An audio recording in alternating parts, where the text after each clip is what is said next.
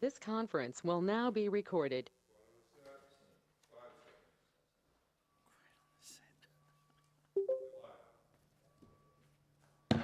I'm calling to order the January 8th, 2024 Auburn Board of Selectmen meeting. This open meeting of the Town of Auburn Board of Selectmen is being conducted both in person and remotely, consistent with Chapter 107 of the Acts of 2022, which suspends the requirement of the open meeting law to have all meetings in a publicly accessible physical location. Further, all members of public bodies are allowed to participate remotely as long as reasonable public access is afforded so the public can follow along with the deliberations of the meeting.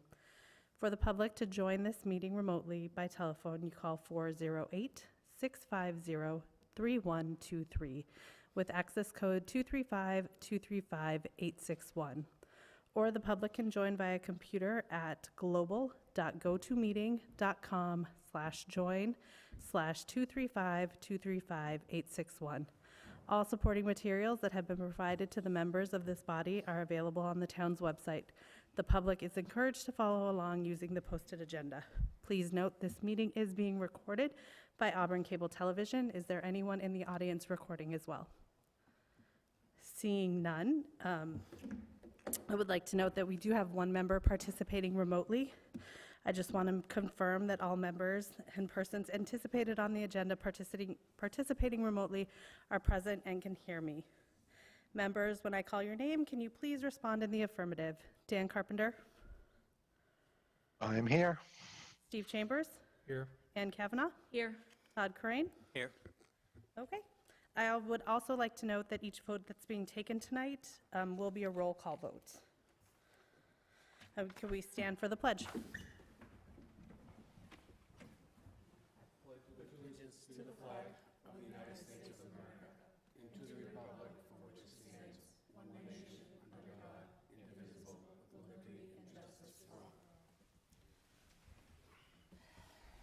Okay, so we have one person signed in for public comment. Ms. Fleming, would you like to speak? Could you please state your name and address? Pamela Fleming. I live at 7 Mount View Ave. Thank you. Good evening. I, Pamela Fleming of 7 Mount View Ave, am a retired registered nurse who suffers from a medical disability that makes everyday living difficult. I am back again to update the board on the ongoing problem I'm having with my neighbor at 8 Mount View Ave. Excuse me. Oh, is it not? You can't hear me?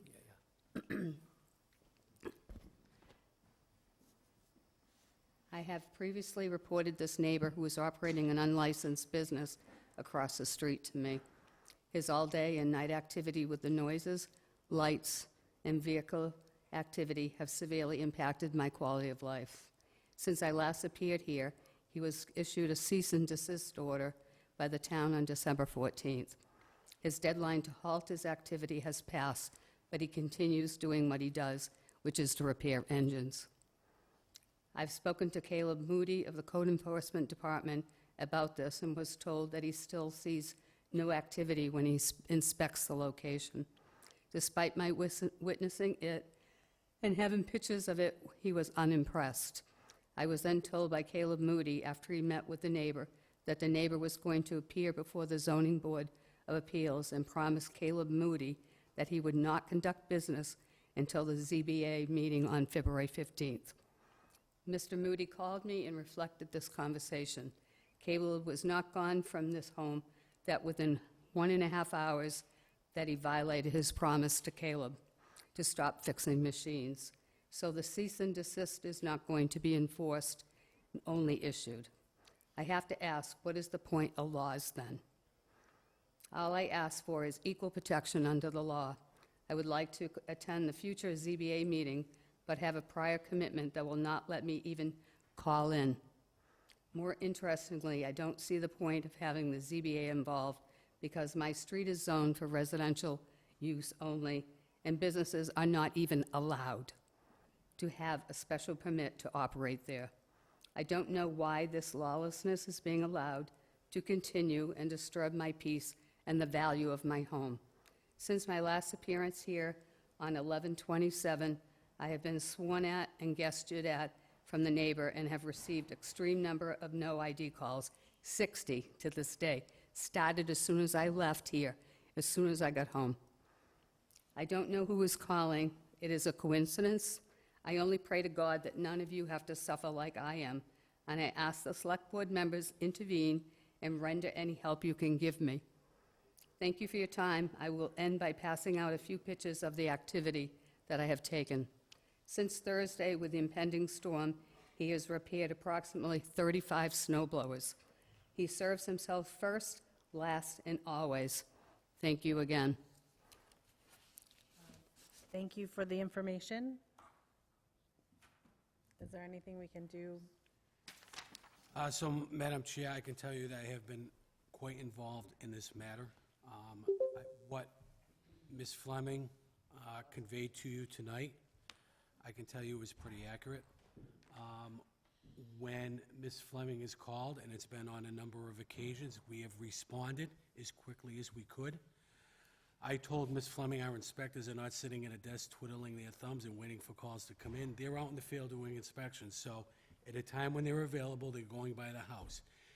At those times, when they drove by the house, there was no evidence of any of the activity that Mrs. Fleming has conveyed to you. She said she had documented evidence on her Ring doorbell. I said, please provide that to us, because I'm sure that will be date stamped and documented, and that would provide evidence to us that, in fact, there is some activity ongoing there. I can tell you that we have drove by several times when Ms. Fleming is called. Ms. Fleming has seen the vehicles. She will admit to you she sees the vehicles going by, and at the time, there's no activity. We sent out a cease and desist after Mrs. Fleming provided a complaint to the town.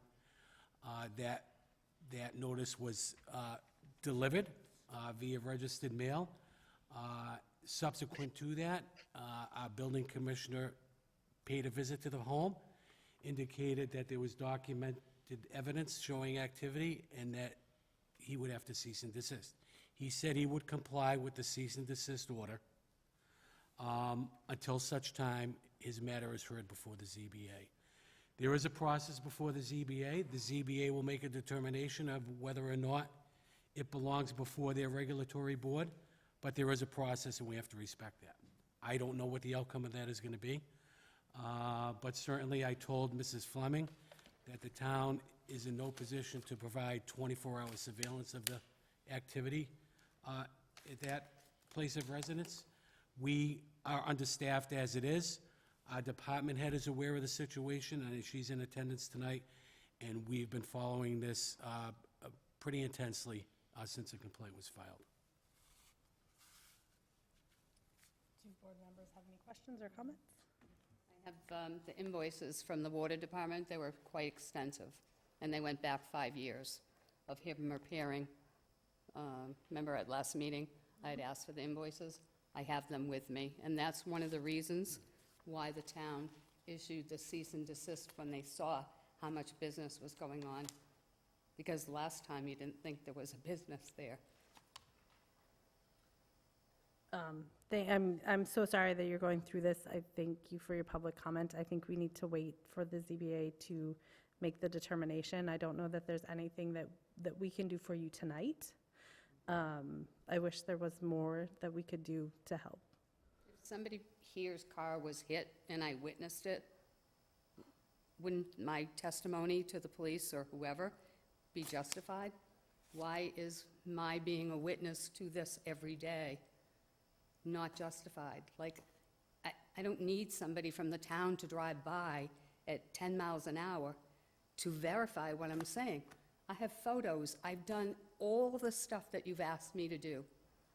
I have a hard time with it. If I may, I think if there was further documented photographic evidence, time-stamped, we had a discussion with town council, that was evidence enough to issue the cease and desist. I think that would be enough, and I can't speak for the department head, but I think that would be enough for us to then begin to enforce the penalties for not abiding by the cease and desist. Even with the really bad storm yesterday, he repaired snow blowers, I would never be outside, I hate the snow. So he repaired snow blowers all day long. And you can see the pictures, obviously it was snowing when he was back delivering. I mean, it never ends, like, why would you be outside repairing engines? It's a never-ending problem, and I would really like your help. I do understand that. I think we need to wait and see what happens with the ZBA, and we can look at this again. But that's not until February 15th, so then it goes another month or so. I understand. I don't know that there's anything that this board can do until that happens. I think what we can continue to do is monitor the activity at that site. If you feel, I just don't understand why a call is placed, we go to check out the residents, and there's no evidence of I activity. So call Caleb, it's actually happening, so I monitor when he comes. He didn't come when I called, so by the time he's out delivering, like, he picks up and delivers. So he's fixing, repairing, putting it back on his truck, snow blower, the other ones go on the trailer. This is snow blowers, so they go on the truck. They go back on the truck and he delivers, and he comes back with another one. So there's an hour, if he's going out an hour out of town to go pick up, there's an hour there that he's not there. But it continues into the evening. He was repairing stuff the other night, again, at 5:30 in the dark. I'm like, how does he do it? He has very bright lights because he has them on his garage. But he was in the dark at 5:30 repairing things. I thought, that can't be. If I didn't hear the noise, I wouldn't have known. It's absolutely outrageous to me. And I need help. I don't, the town, he's breaking the law. Are you, I know you had mentioned, or Ed had mentioned, that you had ring evidence from your video doorbell. Can you provide that to the town so they can enforce? Because without actually knowing that it does continue to go on after he was delivered the cease and desist, we would have to. So if you could provide that, perhaps we You could. can see that these are repaired yesterday in the snowstorm. So I understand. it's current pictures. It's not like they were from 3 months ago. I understand, but the pictures aren't date and time stamped, which is what I think Only the time town. it snowed, right? Yes, I That would give it understand. away. That would give it away. I understand what you're saying. However, without a date and time stamp, I don't know that they can enforce the cease and desist. I also don't believe those pictures show evidence of them working on anything. It shows potentially something in the back of the truck. I don't think anyone disagrees with you, but obviously that's not going to hold up in court, and if they're going to enforce any further penalties, they need to make sure everything's documented. You had seen the bulletin board that I dropped off. There's many, many pictures of him repairing, not just delivering and going in and out of the drive. It was 15, 20 of repairs alone. So I think at this point, I don't know where that bulletin board is, but it would have been nice to have it. yep, I think at this point, we've established that there is a process. We're in the process. We're working through it. I think the town manager has said, with the resources we have, they will continue to monitor and try to make sure that this isn't happening. But if, obviously, they're not going to sit out there for the entire time. So I think we have to let the process play out before we can do anything further. And even then, through the chair, enforcement of this, we've sent the cease and desist. What is the enforcement? Fines? yes. Who's to say that stops? And I don't know if your purview is you'd prefer him to be fined or stopped, and I think it sounds like stopped. But even if we were to issue fines, that doesn't mean it's going to stop. So we have to be able to provide that before we can initiate the fines. And then the ZBA has to do their process as well. So I think at this point, we do continue with that. And the more evidence you have, but again, pictures of a snow blower in the back of a pickup truck, that's not going to hold up in any court. The other ones would, though. The other pictures I have would definitely. They're very good pictures. So, thank you. Thank you. you. So we're going to move along to presentations and public hearings. We have a public hearing for Patrick Motor Mart that's doing business as Patrick Motors. Is there a motion to open the public hearing? So moved. Is there a second? Seconded. Through a roll call vote, Mr. Corain? Yes. Ms. Kavanaugh? Yes. Mr. Chambers? Yes. Mr. Carpenter? Yes. The chair is a yes as well. Is there someone here from Patrick Motors? Please come up.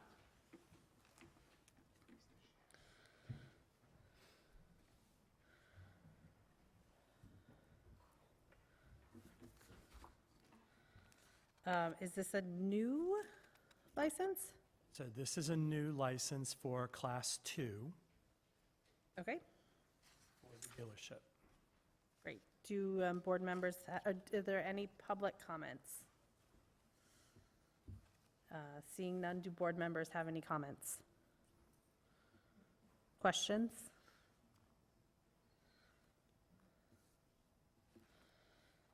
Okay, hearing none, we would need a motion to close the hearing. So moved. Is there a second? Seconded. Through a roll call vote, Mr. Corain, Yes. Ms. Kavanaugh, Yes. Mr. Chambers, Yes. Mr. Carpenter? Madam Chair, there's a gentleman identified as Paul Gerard who has his hand up, so I'm not sure if he has a Oh. question or... I'm so sorry about that. Mr. Gerard, would you like to unmute yourself? I am unmuted. Oh, I'm sorry. Okay, do you have a question or a comment? Is this Class 2 license in addition to the class, I'm assuming one's for used and one's for new? Correct. So we'll have additional cars there, or are they allotted only the same amount of vehicles that they have, that they're allowed now? The number of cars In will other not be words, I changing. guess Class 1, they were, I know because it got extended by a little bit. So they were able to have like, say, 500 cars on a lot. Is this going to allow them to have 1,000 cars on a lot? Or is that the amount of vehicles on a lot, is that like capped already? Number of cars will not be changing. It is capped.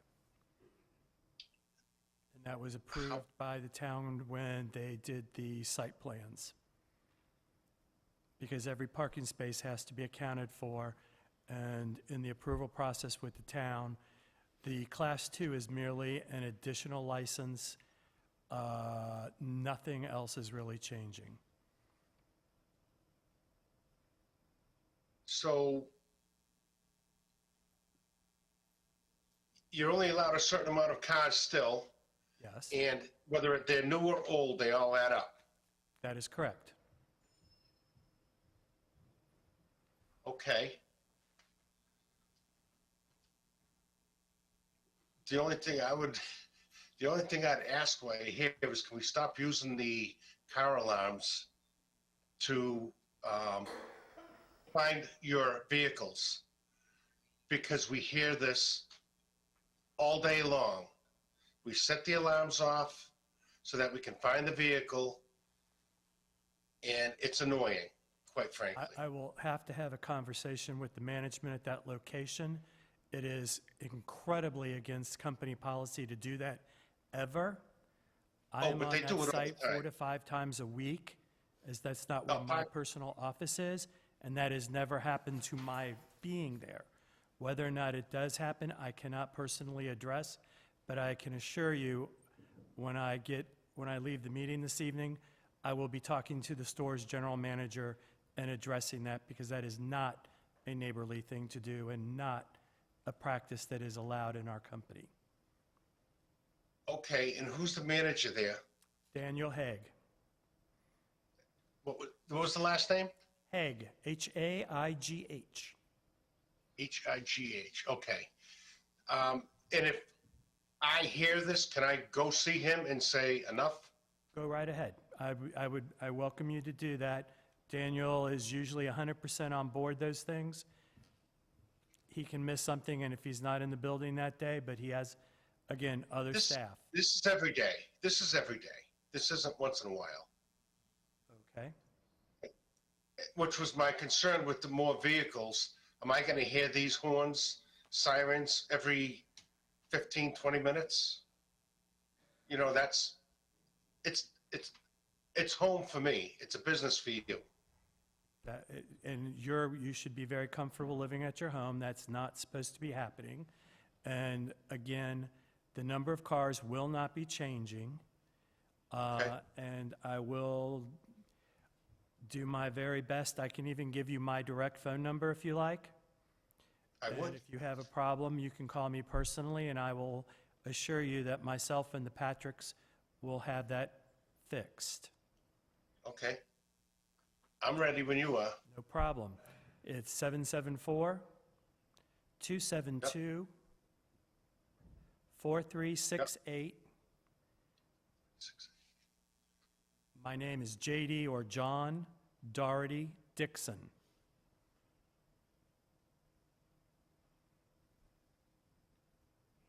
Okay. Thank you. No problem, sir. Anytime. Okay, so we would just need a roll call vote to close the hearing. Mr. Crane? Yes. Ms. Kavanaugh? Yes. Mr. Chambers? Yes. Mr. Carpenter?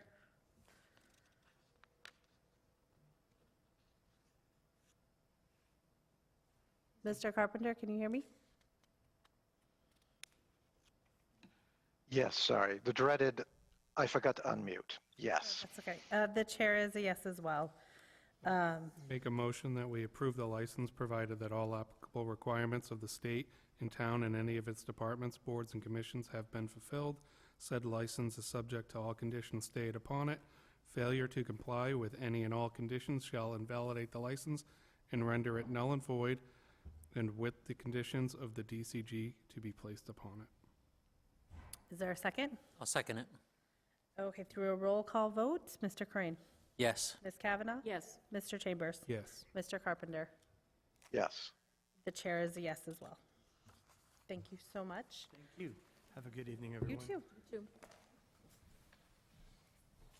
We have a second public hearing for Blue Line Motors. Is there a representative here? Great. We would need a motion to open the public hearing. So moved? Is there a second? Seconded. Through a roll call vote, Mr. Crane? Yes. Ms. Kavanaugh? Yes. Mr. Chambers? Yes. Mr. Carpenter? Yes. And the chair is a yes as well. Is there anybody here for public comment for this license? Oh, great. Would you ladies like to come up or would to the podium separately? Together? Oh, yes, sorry. Could you just tell us what this license is for? Yes, my name's Herb Campbell, and a license for a Class 2 motor license. Okay. Is it an existing license or is it a new license? A new license. Okay. Would you ladies like to come up for public comment? Could you just give your name and your address, please? Maureen Dubois, 15 and 19 Southbridge Street. Judy Jazz, 5 Willis Street. Great. So please. So I went to the planning board meeting when he was given approval for this, and my concern was the lack of parking that's there now as it is. We have bylaws and regulations regarding the number of parking spots for vehicles. There's an existing business in that same location. There's an electrical business in there. On any given day, he has 6 to 8 pickup trucks that are parked out there.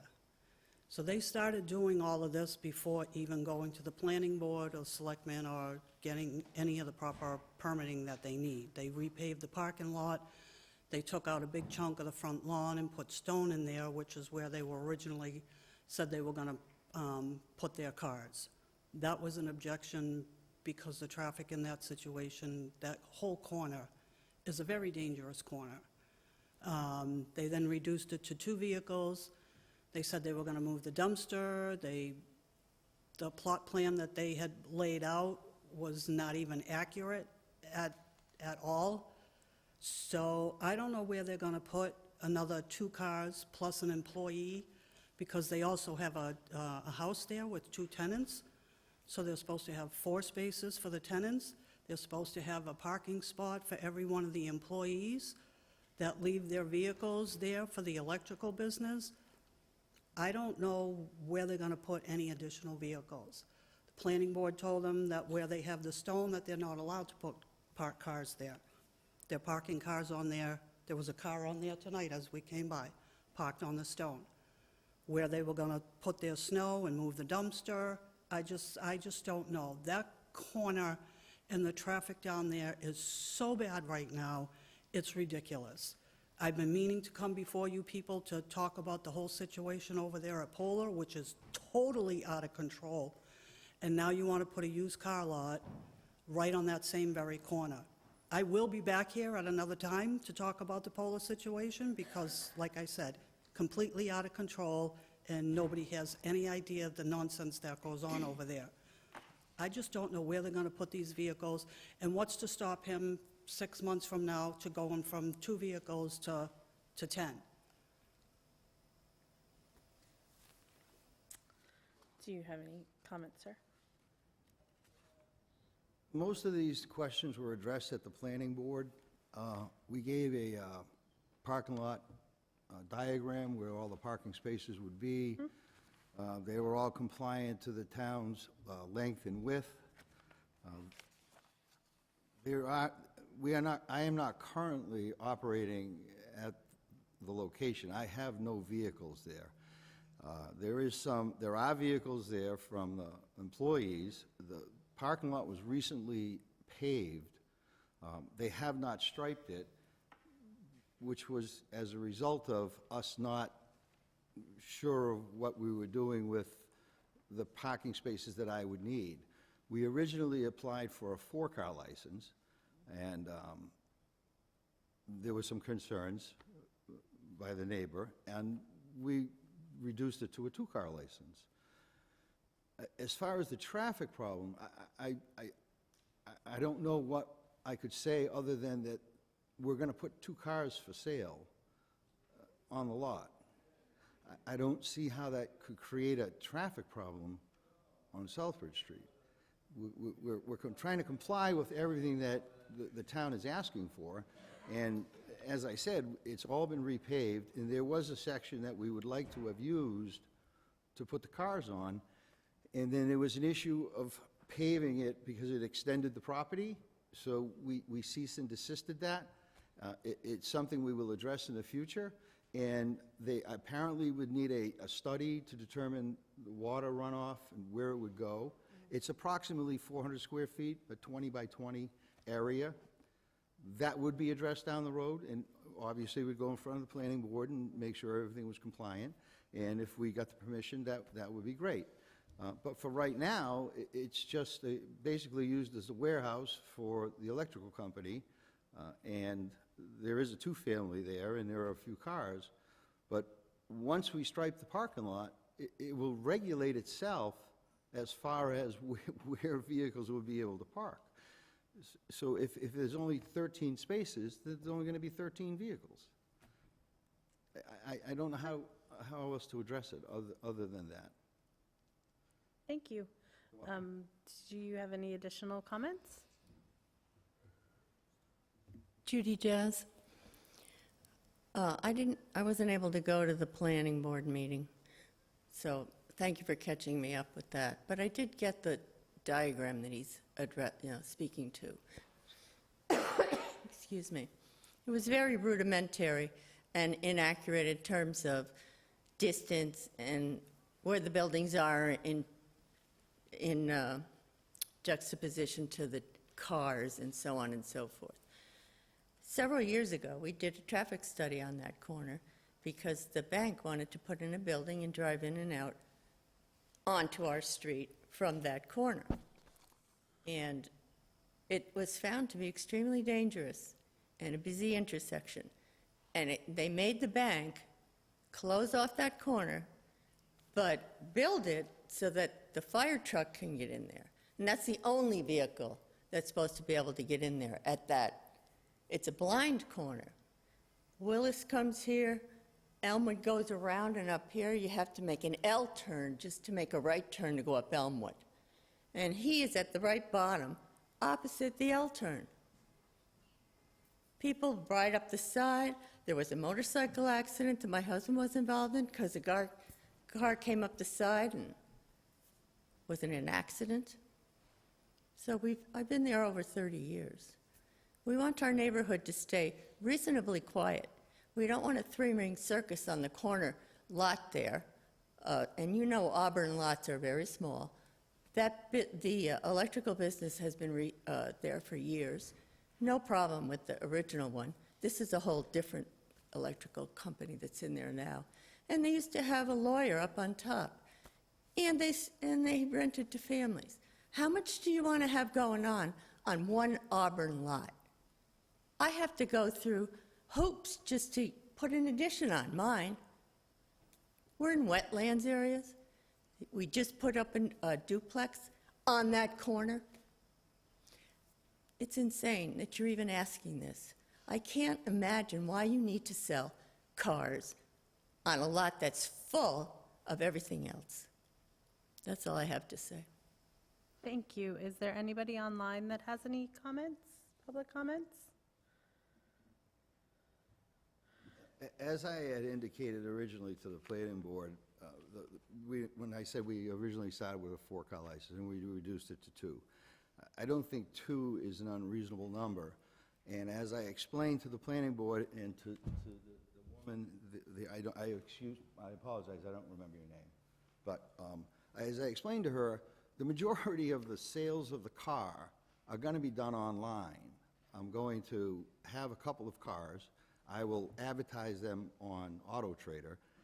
I'm not anticipating to operate a car lot per se where I'm going to get an influx of people. I'm only going to be presenting maybe 1 or 2 cars. Obviously, 2 is the most that I could present. And at times, it'll probably be only 1. I'm retired. I'm looking for something to augment my income and to pass some time, to be honest. And my son owns the lot. He owns the property. They're trying to, upgrade the property, to resurface the whole lot at a considerable expense. There is a condition that could satisfy the complaint of here, I believe. The planning board is requiring me to have the lot striped and approved. Obviously, I can't do that. All I'm trying to do is move forward with the license so that I can put it in motion. But the final plan approval from the zoning board, they will have to see it when it's striped. If they disagree with that, we will comply with whatever the zoning board, whatever the planning board suggests. But I can't speculate to say that, I can do anything more than that. Thank you for that. Do you have another comment? Sure. Could you please state your name? Al Rafferty, Paul Street here in Auburn. I just want to make a general comment. There seems to be a pattern emergent tonight. In 3 cases, you've got businesses that are operating and disturbing neighbors. And if code enforcement doesn't happen to be driving by and doesn't see it, it's not happening, because your testimony doesn't count for anything, because code enforcement has to see it happening, or it doesn't exist. So my general observation is what's going on. Auburn is very pro-business. You're attracting businesses here, and as a result, you're going to have businesses going up against neighbors and disturbing their peace and quiet. And it's the duty of the selectmen in the town to make sure that they're not being bothered. But what I'm seeing, what I'm hearing, is the town manager and code enforcement, because of the silence of the selectmen, really isn't doing their job. And I got to tell you something. These 3 cases tonight, the voters are going to hear about it in the next election.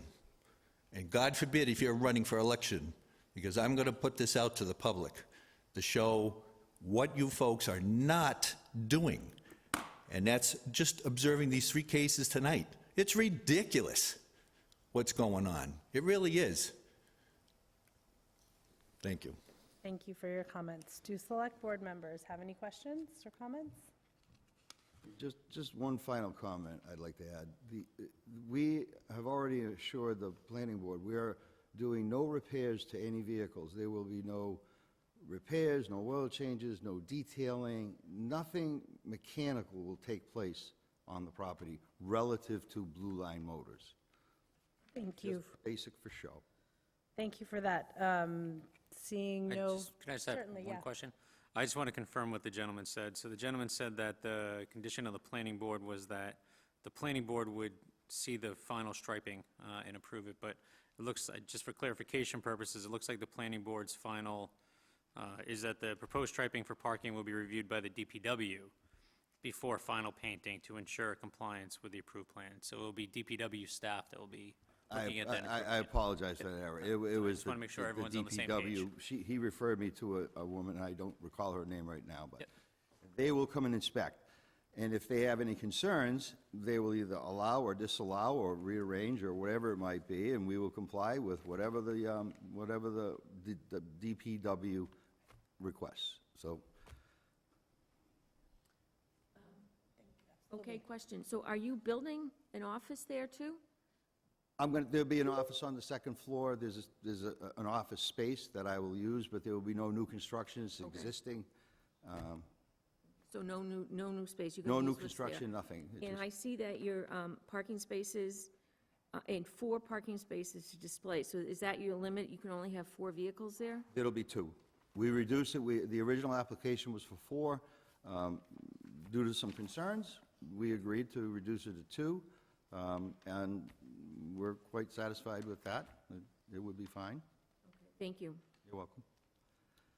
Through the chair to the town manager, do we have to amend this application? Because it does say 4. Do we have to just have to note in the minutes that we're approving for 2? I would note it in the minutes, but I'm sure the decision of the planning board reflects the 2. I did submit an amended application for the 2 at some point. I don't know if I have that, though. Will these cars be displayed on Elmwood or Southbridge Street?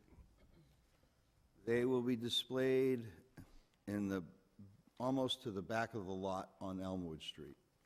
They won't be out in front on the Southbridge Street side. That's where we were anticipating to put them originally, and then the concerns were that we didn't have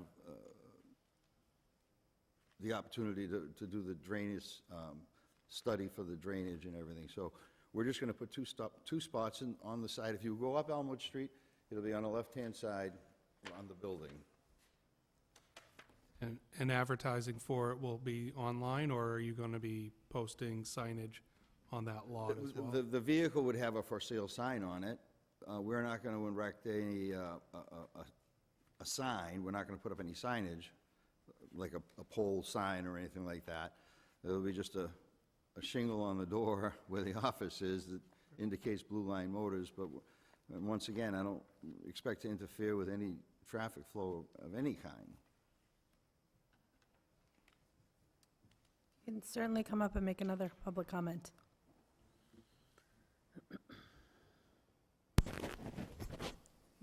That was the problem. People trying to park on Elmwood Street on a blind turn. Can't have it. We can't have it. It's not fair to us. On the street, ma'am, the parking. Cars that will see for sale signs on cars, and no one looking to see, oh, that car might be for sale. I'm going to pull over here.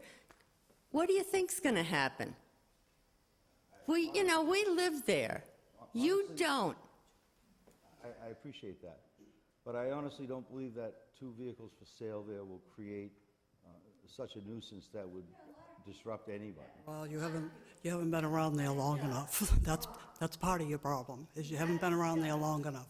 That's the first thing. Second of all, you're now saying, because now your story keeps changing, every time we come forward, you come forward with something else. There's 2 pickup trucks that are parked in exactly where you're now stating that you're going to park these vehicles for sale. There are 2 pickup trucks that are employee trucks from the electrical business that are parked in those very spots every day. Every day, there's between 6 and 8 pickup trucks parked on that property that belong to the employees of the electrical company. And then you have tenants, and now you want to bring in, you're saying just 2, but it's just 2 vehicles for sale. You're going to occupy an office. That means you're going to have your vehicle there. That's an additional 3 vehicles on top of the already 6 to 8 plus spots for the tenants as well. There's not enough land space there. Do the math. Do the math. That's what I said at the planning board. Do the math. You can't fit that many vehicles there. And now you're going to have spots for customers that are going to see these 2 vehicles parked there for sale. And I promise you what's going to happen. Cars are going to come by, whether they come down Elmwood or down Southbridge Street. They're going to spot a for sale sign on those vehicles, and the first thing they're going to do is they're going to pull right over. They're not going to whip up into your parking lot because your parking lot is going to be full. Trust me, I know. My husband sold every truck he ever owned, pulled it out on the front lawn, and I can promise you, 10 out of 10 vehicles will not pull in the driveway. They will pull over to the side of the road, and they will stop, and they will leave their car out there, and they will come, and they will look at the vehicle. They'll start questioning somebody. They'll start talking. In the meantime, that vehicle is out there on the road. That's a really bad corner, and you people have not been there long enough to know what you're up against. And for you to sit there and say, there's no traffic, all you need to do is look across the street. Like I said, I'll be back here again to talk to this board about the nonsense that goes on over there, because it's gotten to the point it's a public safety issue over there now. So you haven't been around long enough. And you keep changing your tune as to, now you're going to move the dumpster over here. Oh, now you're going to pile the snow over there. There are runoff issues down there. There are flooding issues down there. Ask Deep, ask her. We have that stream that goes through there. The whole area gets flooded all the time. I can appreciate your concerns. All I can tell you is that I'm trying to do the best I can. And I I'm understand trying- that, but my other concern is, so you need to understand the history of that building to begin with. The owner that owned that building to begin with, all he went and he got approved for was to extend that little part of the garage that's on the back. That's what he got approved for from this town, was just to extend it the same size. Look at the size of that building. The foundation was poured, the framing went up, it was 3 stories high, and it was twice the size that it had been approved for. And then the whole neighborhood went nuts and complained to the town and said, what's with this? They couldn't do anything to make him make it now smaller, and to meet the plans, because the foundation was already poured. The only thing they did is they made him drop it 1 story, so now it's 2 stories instead of 3. So that's the issue.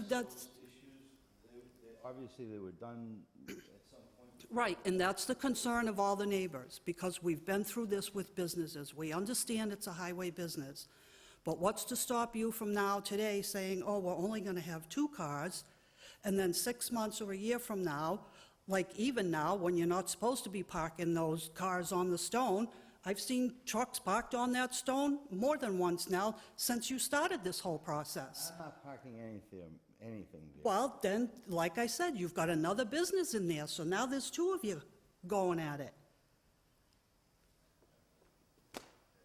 As I said, I believe all those issues were addressed at the planning board. I really have nothing else to submit, and I just would rely on your discretion to determine what you'd like to do. Through the chair. So it sounds like there's multiple businesses, and we're hearing that there's not enough parking currently. If we were to approve a business license that adds to that problem, how is it enforceable? It's kind of a unique situation. I would have to consult with the building commissioner to see what impacts and how that affects the license itself. And I'm hearing at least 3 separate businesses on this one lot.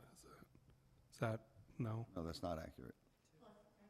There was an attorney on the second floor that he's vacated the premises.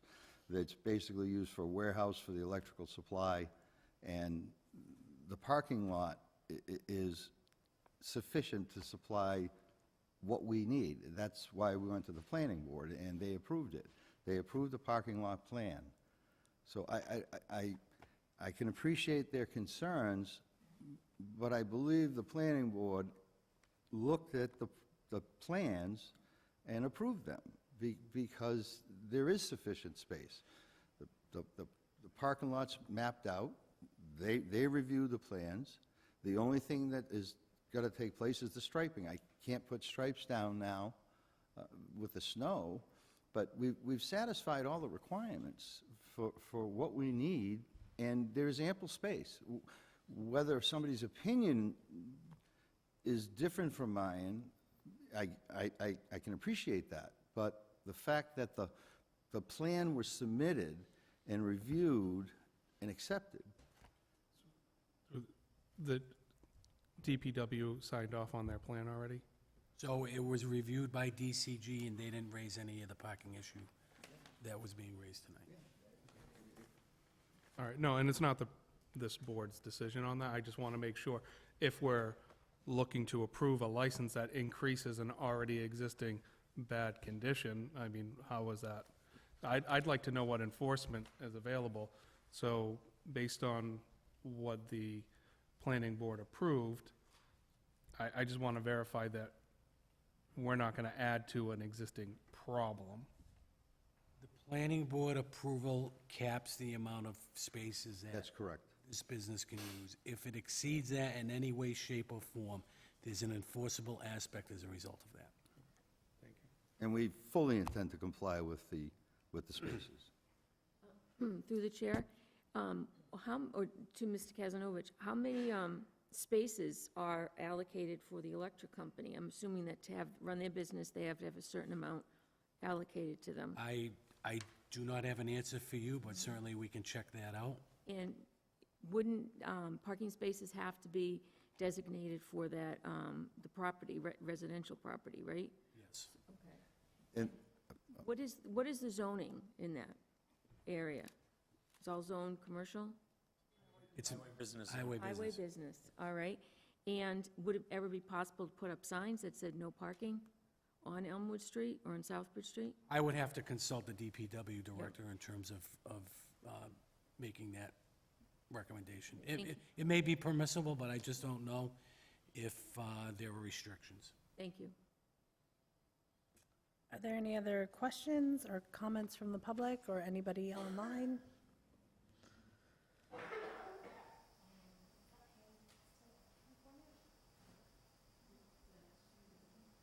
Oh, okay. Seeing none, I would need a motion to close the hearing. Make a motion to close the hearing? Is there a second? Second. Through a roll call vote, Mr. Corain? Yes. Ms. Kavanaugh? No. You would like to keep the hearing open? Close Oh, it. okay. Go ahead, sorry. So you are a yes to close the hearing? Yes. Okay. Mr. Chambers? Yes. Mr. Carpenter? No. Do you have any questions that you would like to ask during the public hearing? This is a vote to close the hearing. I understand. I think just based on what other board members have said, that there are considerable concerns being raised as to whether this property is appropriate. And there are questions, at least from what I'm hearing from fellow members, about how we can mitigate the impact potentially. So I'm not in favor of closing the hearing until we chase those down. Okay. Can we ask the applicant if he would like to continue this to have further discussions, or if he'd like us to close it and vote on it? I I just want to ask through the chair, so she can ask. If the applicant is willing, you can continue the meeting till your next meeting or until such time those questions are answered. But certainly that's, the applicant asked the board to take a position tonight. I believe we've supplied ample information and documentation through the planning board, through the process. I don't know what else I could submit or what else I could do other than what I've done. And I only want to reiterate, it's two vehicles to be offered for display. And if there are two there, that's the maximum. So- And the plan for the parking lot is adequate for the tenants, for the business, and for my use. And it's all been looked at and documented, and I really see no reason to try to further supply any other information, because I don't really think there is anything I can do. Perhaps the information we're looking for would be from the highway department or the planning board. We can look at what spaces were allocated for the electrical business, for the residents and the tenants, and maybe we can see about signs that say no parking on the side. I would think that information was available when it went before the planning board. And also, whatever is there for spaces, we will comply. So I just want to confirm that you would like us to take a position tonight on your application. I would, because it's Okay. been rather a long process. Sure. So the chair is a yes on closing the hearing. We would need a motion for a vote, to vote on the license. Is there a motion?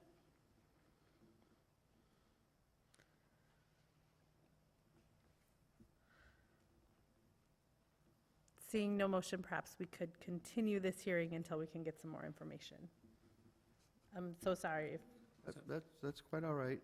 Now, will this, I think because the meeting is closed, we would have to bring it in as a new item, Okay. another hearing, which would have to be advertised, unless there's Okay. a motion to undo what you just voted on to close it, vote to reopen it, and then continue it till the next. Considering the questions, I'll make a motion to reopen the public hearing on this issue.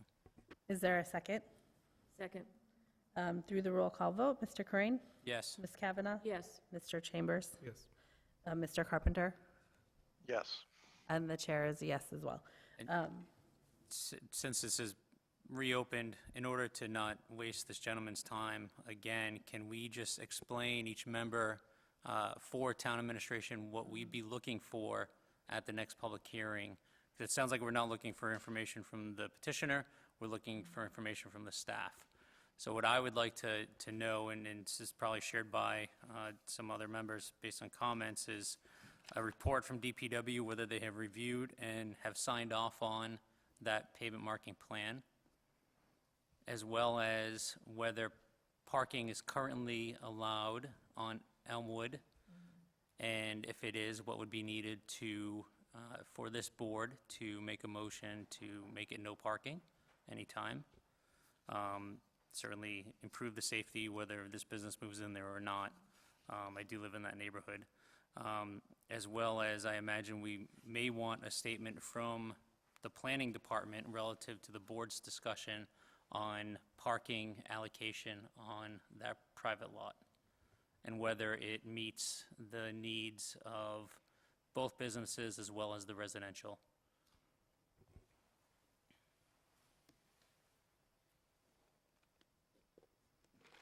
for a clarification more for thing. myself, if I supplied this council with the parking lot plan that was submitted to the planning board, I could be more than happy to do that. But do I have to wait now for another public hearing, or is it just an informational? Do I have to come back on the agenda in February? Can we get the information in 2 weeks? Our next meeting? Certainly, we can make the request. Yeah. I would like to think we would have the information in order that this matter could be before the board at your next January meeting, which is in 2 weeks. Yep, that's fine. I'm not expected to try to open anyway right now, but I would like to try to make it move forward because I do have issues that I have to get for a license with the registry, and everything takes time. And I appreciate your help. So I can provide you those plans, or you can get them from the planning board, whichever you choose. I'd be more than happy to make copies and bring them to the clerk's office or somewhere here. Thank you. Okay, thank you. Madam Chair, I believe Mr. Carpenter had another thing he wanted to add to the list. Yes, I did. In that the neighbors are indicating that a neighboring business across the way is potentially a cause of conflict, can we request from the police department any accident data or any concerns from the police department as to this intersection? That roadway is, as the neighbors said, the geography is a little interesting above this particular parcel, so I would just be interested to hear from the police department any heightened or any sort of accident data they have. I know Polar is very active over there, but I have not heard anything that this has been a high accident area. So that's my request, in addition to what Mr. Crane has already shared.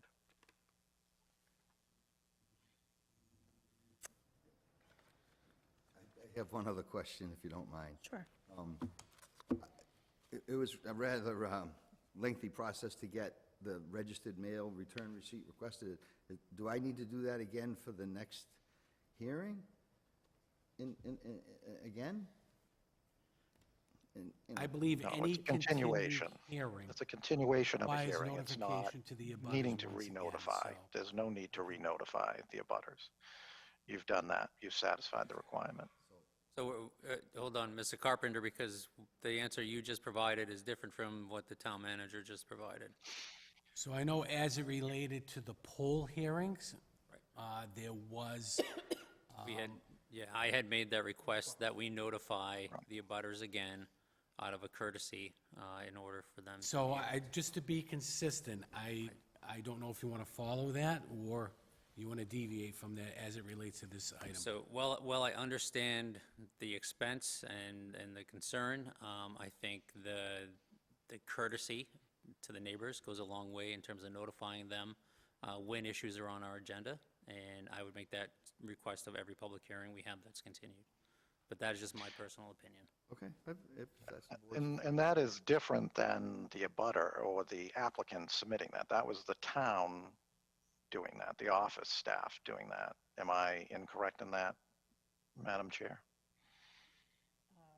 We did not request that that to the town manager. applicant re-notify. That's what my comments are related to, not in conflict with the managers. I think if- Mr. Carpenter is correct. I think the office staff notified the abutters. Yes, that was my request last time. That was not what happened in this case. No, your original one has to be done by yourself. Right. Any continuance, we request that staff provide the notification, not you. Okay. Yes. Okay, so I don't have to go through that process again. All right, thank you. Okay. Thank you very much. Thank Mr. you so Crane much. is making Motion that to as a continue? motion, Madam Chair. I would second We the had a motion motion that to we reopen. ask, Was there a motion to that we continue? ask that the office staff notify abutters. Okay, so I'm going to make a Thank you. motion to continue this to our next available meeting with the request by Mr. Carpenter to notify the abutters by town staff. Is there a second? Second. Through a roll call vote, Mr. Corain, Yes. Ms. Kavanagh, Yes. Mr. Chambers, Yes. Mr. Carpenter. Yes. The chair is a yes as well. So this will be continued to our next meeting. Our next public hearing is the Coco's Tropical Ice. Would you like to come up?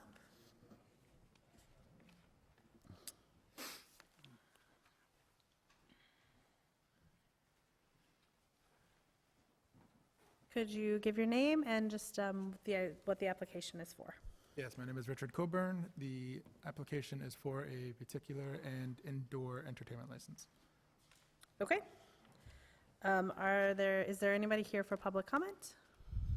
Anybody online for public comment?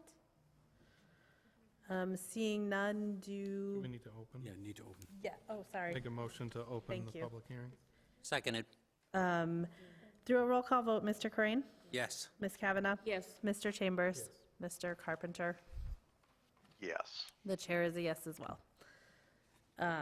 So I'm going to go through, is there anyone here for public comment? Anybody online for public comment? Seeing none, do board members have any comments or questions? Do you want to go? Thank you. Can you describe the entertainment? Primarily going to be music and television. That'll be playing either TV shows and/or movies. So I just want to say that I'm very happy that Coco's is staying around. My family was very upset that it was going to close. I do have one question, though. It says you're going to sell tropical ice and soft serve ice cream. Are you going to sell hard ice cream as well? For you gentlemen, I will certainly plan Thank on you. doing so, yes. You just got my vote. Appreciate it. That was easy. Are there any other Coffee questions? and ice cream. So the music aspect, are you looking for live entertainment music or just? No, sir, yeah, just Okay. something streaming most likely. That's what I assumed, but I just wanted to clarify that. Thank you. Great. Are there any additional questions? Madam Chair, I just have a procedural question. Were these advertised, because these are two separate licenses, do we need to have two separate motions to open the hearing? So that would be through you to the town manager. I don't believe so. I think the hearing can address both of those, Mr. Carpenter. Okay, I just wanted to make sure that we were on solid ground, because they are two different licenses. Okay, And so I did not see I didn't see two notices, publication, so, and I don't want to, belabor the point. I'm satisfied with the manager's comment. I just wasn't sure, so that's why I asked. Mr. Carpenter, I can tell you that both of these were advertised together, identifying the one hearing, so I think we're covered. I think we're okay. Thank you. Seeing no other questions or comments, we would need a motion to close the hearing. So moved. Is there a second? Seconded. Through a roll call vote, Mr. Corain? Yes. Ms. Kavanaugh? Yes. Mr. Chambers? Yes. Mr. Carpenter? Yes. The chair is a yes as well. Make a motion that we approve the license provided that all applicable requirements of the state, town, and any of its departments, boards, and commissions have been fulfilled. Said licenses are subject to all conditions stated upon them. Failure to comply with any and all conditions shall invalidate the license and render them null and void with the conditions of the DCG to be placed on the license. Is there a second? Seconded. Through a roll call vote, Mr. Corain? Enthusiastic, yes. Ms. Kavanaugh? Yes. Mr. Chambers? Yes. Mr. Carpenter? Yes. The chair is a yes as well. Thank you so much. Have a great day. Our next two public hearings, we got notification from National Grid that they will not be able to attend today because of the storm. Do we need to have a motion to continue them, or can we just put them to the next meeting? I would suggest make a motion to continue to your next Okay. meeting. On that first one, Yep. I'll make a motion that we continue the public hearing for the petition National Grid pole location on 10 Albert Street. Is there a second? Seconded. Through a roll call vote, Mr. Corain? Yes. Ms. Kavanaugh? Yes. Mr. Chambers? Mr. Carpenter? Yes. And the chair is a yes as well. Make a motion that we continue the public hearing on the petition for National Grid for the installation of conduit on Albert Street Extension. Is there a second? Seconded. Through a roll call vote, Mr. Corain? Yes. Ms. Kavanaugh? Yes. Mr. Chambers? Yes. Mr. Carpenter? Yes. The chair is a yes as well. Okay, so moving on. Oh, I think we were going to move something up. Madam Chair, there are three items. As you can see, we have three employees left in the crowd, so I would ask that the board consider taking up item 6C first, followed by, Darlene, you're the transient license, right? 5A, and then item under town manager 6B. I'll make that motion. Is there, through a roll call vote, Mr. Corain? Yes. Ms. Kavanaugh? Yes. Mr. Chambers? Mr. Carpenter? Yes. The chair is a yes as well. So we're going to move to town manager, item 6C. So, Madam Chair, members of the board, I am happy to announce that our staff assistant, Danielle Chamberlain Roberts, has been awarded second place for the submittal of our annual report as determined by MMA. And we are so proud of her. She has done some major changes to our annual town report, and it's been recognized statewide.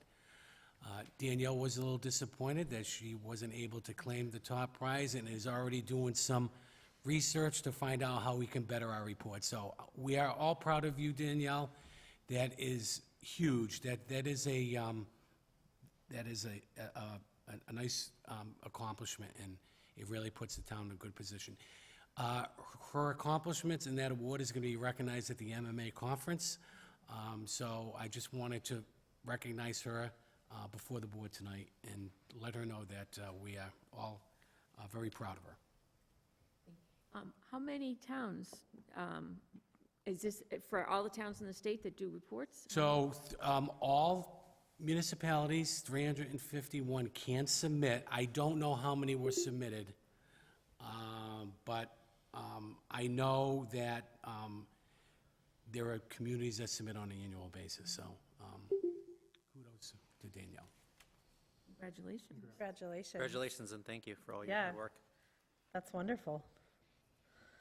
Well, I guess you leave a little room for improvement, so that's a good thing. Yeah, there you go. So Now- Danielle has already done some research online and looked at the content and the detail of the #1 winner. So she already has some creative ideas on how she can improve and modify her second place finish, so. That's wonderful. Thank you, excellent. Thank you.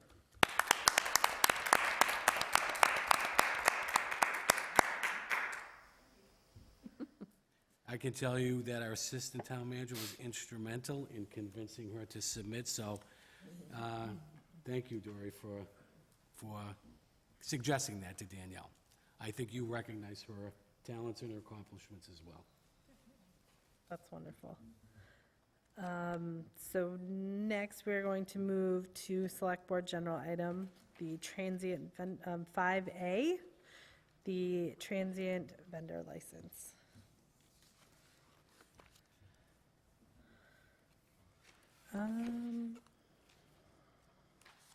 Is there anyone here, or is Rich Cosenza here, or is he available online? Madam Chair, not that we can see. I just have a question. Do we require him to be here for this? Have we in the past required people to be here for this? I think on the first time, we typically like to see them, I think and then the renewals. that certainly sounds right. Oh, Darlene Coyle is here. Could you? Hi, good evening. So for this transient vendor, Rich Cosenza has been in business for years here in Auburn, and I think in the past, he did do the transient vendor, and I think there is the local transient vendor, and then there's also a state transient vendor. So I think he may have had the state one, so this one may have just been overlooked. So we just wanted to get him back on track and be able to do the local.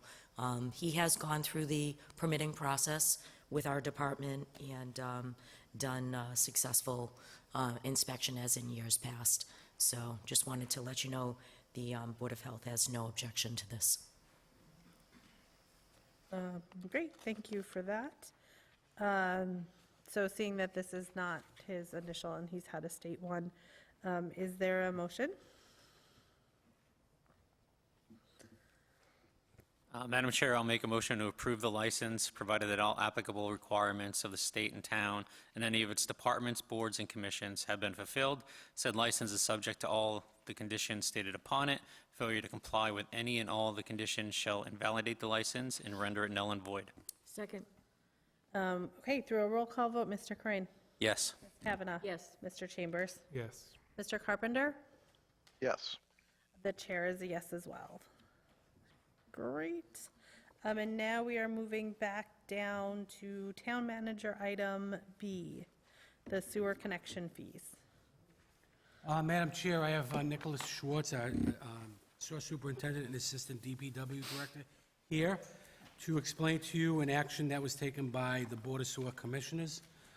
They have the authority to set rates as well as review fees in accordance with the Acts of 708 passed in 1963.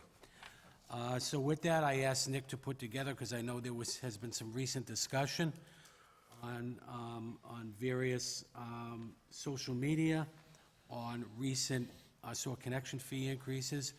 And I asked Nick to put something together for the board and to at least bridge that action that was taken by the sewer commissioners. So with that, Nick? Thank you, Ed. Thank you, Board. So, as Ed mentioned, due to some public interest in this, we thought it would be a good idea to bring this to the Board's attention, make sure everybody understands what the Board of Sewer Commissioners is authorized to do and has done in this case. At their last Board of Sewer Commissioners meeting, the sewer commissioners voted to adopt some changes to our sewer regulations that we had been reviewing and working on for a number of months. Those changes including taking out the sort of hard-coded dollar figure for sewer connection fees out of the regulations and indicating that we would be posting those to our website and putting them up for review each year, so that we didn't have to go through a cumbersome process each time we wanted to increase or change sewer connection fees. So the board voted on those regulation changes, and then subsequently we reviewed and voted on the sewer connection fees themselves. I guess I provided a memo to this board. I don't know if you've had an opportunity to review that. I don't want to kind of belabor the point here, but essentially, the sewer connection fees were $6 per design gallon of flow. So if a house is connecting in, we look at the Title V of, okay, basically it's based off of number of bedrooms, how much flow that house is going to contribute to the sewer system, and then we charge a fee for that connection. So by Mass Title V, a house could contribute 110 gallons of flow per day per bedroom. So if you're looking at a residential house, you can say, okay, $6 per gallon of flow, it's $660 per bedroom. The board voted to increase that to $18, from $6 to $18 per gallon of flow. So it's 3 times the previous amount. I do want to give a little bit of background so that the board understands where we came to that number.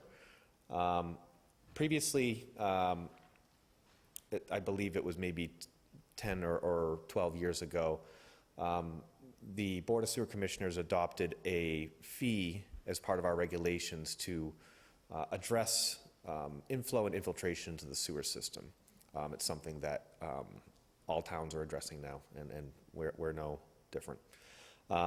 That was a $22 per gallon of design flow, and it was only applicable for developments of 4 or more separate residential units. It is unclear exactly what happened after that point, after it was adopted, but it was never applied. Nobody was ever actually being charged that. based off of the research I've been able to do, it seems like it was probably either a combination of the legal aspect of charging a specific fee for a specific purpose and only charging it to some connections and not others, so not being equitable, and also sort of complicated accounting that would need to be done because you have to set up separate accounts that are only used for certain things, and they need to be collected into those accounts separately. So it was never charged, it was never applied, nobody was being charged this amount, and so the sewer department for years has not been collecting these fees that were in our regulations that would help us work on these projects, very expensive capital projects to eliminate inflow and infiltration. So as part of the regulation changes, we have removed that fee entirely. It's no longer part of our regulations, but that sort of rolls into this increasing of the sewer connection fee for all new connections, not just certain connections. This is partly to address the need for sewer capital projects that are looming on the horizon. We've started working on our sewer system evaluation study program that's mandated by Mass DEP. After the first year of that program, we've already identified over $3 million worth of capital projects that need to be done as soon as we are able to do them. That sewer system evaluation looked at 10% of our sewer system. We're supposed to do that annually, but there's no way we can sustainably add millions of dollars worth of projects to our budget each year.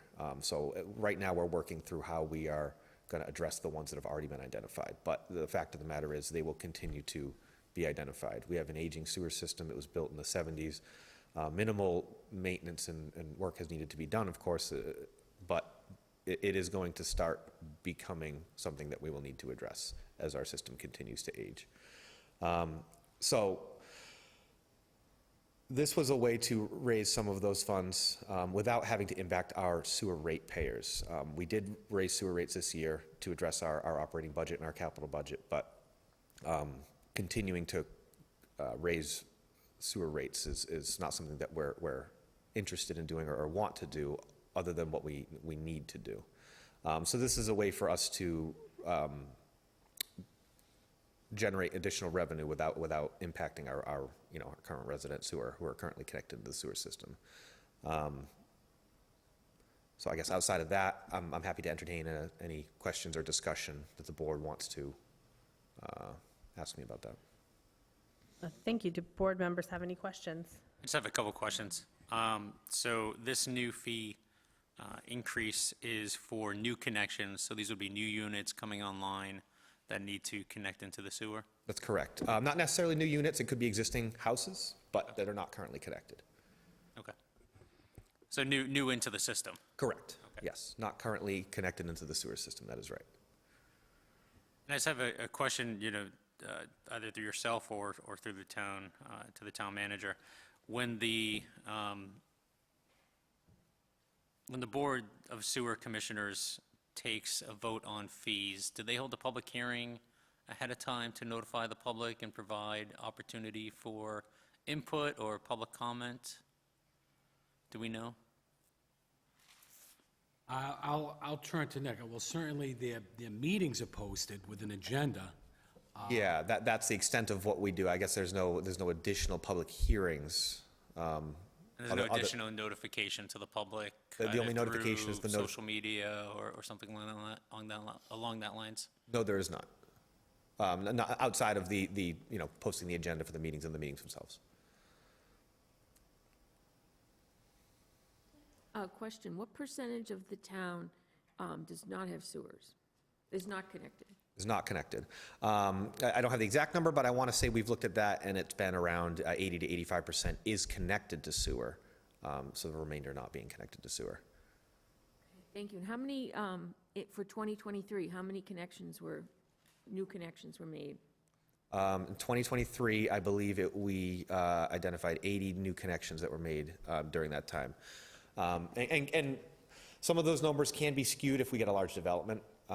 So that was when we had 80 completed sewer connections. For example, like the 40B project over on Albert Street, I think there's something like 300 connections involved in that, but it depends on when they connect each building in. So some of them might come this year, some of them might come next year, so it's, Madam Chair, Nick, is that fee recognized at the time they are permitted or when they actually tie in? So the fee is when they submit for a sewer permit. So when they apply for their permit is when, I'm sorry, maybe I misunderstood the question. In other words, the 325 units up on the west side of town, it's currently under construction. Yep. Is that fee recognized at the time the project is permitted or when? Oh, like when we collect the fee? Yeah. It's when they connect in. So, for example, the project on Albert Street, it's 12 large apartment buildings. When they are going to connect each building, in that case, we collect the fee for each building. So we're collecting those fees as they go. In most cases, it's, a single building, and we collect it. But when they do their permit. But because of the large cost of that project, we said, okay, when you're connecting each building, we have an approved permit, but it's not fully approved until they say, okay, we're connecting in, we'll sign off on the permit, and we'll give the fee for that one. That was sort of a unique situation because it was such a large development. Thank you. I think from that question, that new development will be paying the new rate or the rate in which they filed? Nope, so they've already filed for their sewer permits previously, so that particular development is paying the rate that they had already, they already submitted sewer permits, so we would apply the fee that was in place at the time the sewer permits were applied for. What we don't want to do is have someone start a project and then all of a sudden your fees go up. So the intent for this is that each year, towards the fall, this Board of Sewer Commissioners will review the current fees and vote on them. Those will be posted to our website on a schedule of fees. And the upcoming year's schedule of fees will be posted in advance after the vote was taken, so that people can know that in advance.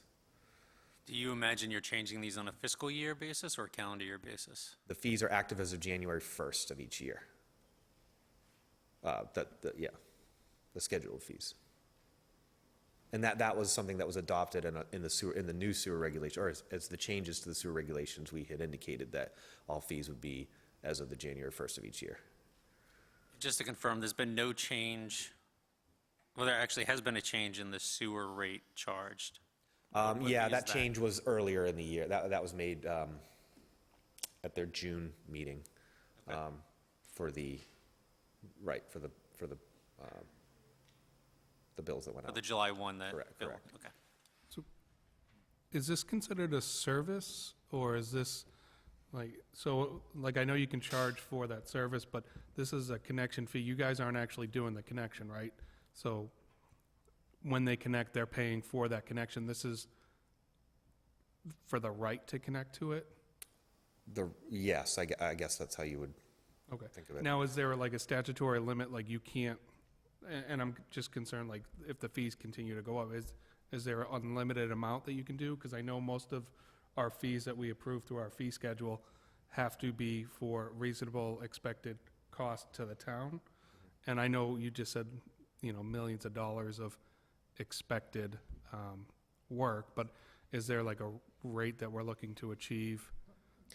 There's not a specific number. So what we did was we looked at all of the neighboring towns and said, okay, what is everybody charging? What are we charging? This has been an ongoing process since at least 2020 with the Board of Sewer Commissioners, when my predecessor and our current DPW director, Joanna, noticed that, hey, there's these fees we're not charging. And then it sort of became this kind of investigation as to why and what we can do about it and that kind of thing. So we looked at a number of neighboring towns around us, and what we found was that our sewer connection fees were far, far below any of the towns around us. Even some of the members of the board working as consulting engineers said, it's not a secret to developers that, Auburn is very, the fees are far less as far as these kind of connections. So the goal, or at least, it's not my authority to set the fees, it's the Board of Sewer Commissioners, but my hope would that we would be, continue to be low compared to our neighboring communities, and that is what we still are with the rates that we've set. But we want to make sure we're not, losing out on potential revenue that's desperately needed for the work to maintain the system. I believe you had mentioned this. So the rate went up significantly this time because it didn't go up when it should have previously? Yeah, the rates, I don't know when exactly the rate was put into the regulations the way it was, but it's likely been decades that it's been the same rate. And future, and again, I know you're not the arbiter of that, the future you wouldn't see 3 times, you wouldn't see triple the rate in the future, like No, next year. the purpose of raising it as much as it was raised at this time was to bring us back to a level of our peers, and sort of bring us to where we expected to be when they initially adopted the II regulations 12 years ago. That's to get us back to a point where we should have been to begin with. Going forward, I think the intent is it's not to do anything like that. It's kind of to look at the rates and see if any modest adjustments are needed, look at them in conjunction with the fees, and the goal has always been to have the lowest impact to the residents of the town, and additionally, we don't want to hamper development either. We don't want people all of a sudden to say, oh, we can't go to Auburn because the sewer fees are too high. But kind of to look at those in conjunction with the rates to say, okay, what mix makes sense as far as what we need is, for our revenue. Well, that's a long way of saying no, we're planning on tripling the rates every year or anything like that. And again, the money goes, it goes directly into a sewer enterprise fund for maintaining the system. It's not a money grab where it's a slush fund type thing, right? It goes into a separate account? No, from an accounting perspective, you have to recognize that you have to cover your annual expenses relative to the operating budget. But in recognition of long-term maintenance and capital improvements and replacement, you can account for something above and beyond that provides future dollars to meet those capital improvements. Thank you. Just to clarify that, so this is not going into the general fund, this is going into a sewer enterprise fund, which was be specifically spent on maintaining and upgrading the sewer system. It's not paying for a fire station or anything along that lines that people like to dream up. No, I can dream up some sewer things, but that's about it. Please don't. Madam Chair, I just have a question. Certainly, Dan, go ahead. So just, everybody's asked great questions, so I've enjoyed that. But when do the sewer commissioners meet, and where? And if the manager could just give a brief description of how residents through the website can sign up for notifications so that it's out there, because there is a functionality on our website where people can get notified of agendas and certain things. So that's, I guess, a question and a request. So I think the notification process, we've tried to streamline that and improve the outreach aspect by making some enhancements with IT and the town clerk that allows us to load that on the calendar of events. And it puts it, I believe, on the homepage of our website. In terms of the frequency of the meetings, I'll let Nick answer that. I think it all depends.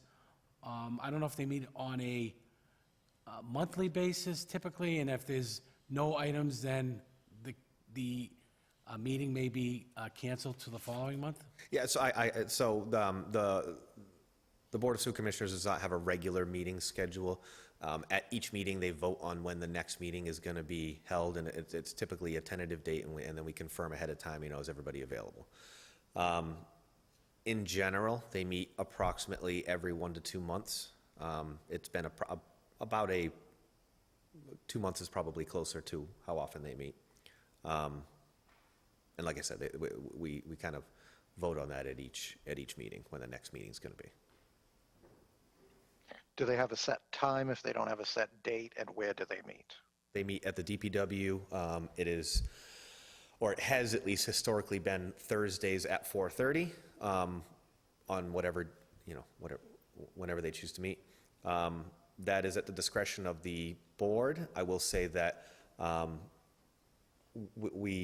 of the current board members just resigned, and a new one has been or will be soon appointed, and there's another board member who's likely going to be resigning, and we're looking for a replacement as well. So I can't speak to the makeup of the new board if they are going to choose to change the day or time of the week. I think the Thursdays at 4:30 was at some point in the past decided that it worked out for everybody, but I don't want to guarantee that it would stay that way. No, and they can certainly contact the office. Residents can contact the office for any further information, and there is a way to get notifications to your inbox as well on the website. But just as a general sense, 4:30 for most people who are working, I don't know how much you have of a public presence at your meetings, but when you are talking about regulations or fees, it would be, nice if the meeting was set after, most people's day is done so that they can actually attend and share any input they might have. That's just a general comment, not anything else. Thank you. I'm happy to share that with the board. Just to Mr. Carpenter's point, the Notify Me page on auburnma.gov does not actually include the sewer, Board of Sewer Commissioners to sign up for. So we might just want to make sure that we have all active committees on that list. Are the meetings televised? They are not. So they're not recorded either? No, during COVID, they were being held hybrid, but the board voted to go back to in-person meetings. Does anybody else have any questions? Great, thank you so much. Thank you for the update. Thank you very much, and as always, feel free to reach out to me at any time. Happy to answer any questions. Thank you, Nick.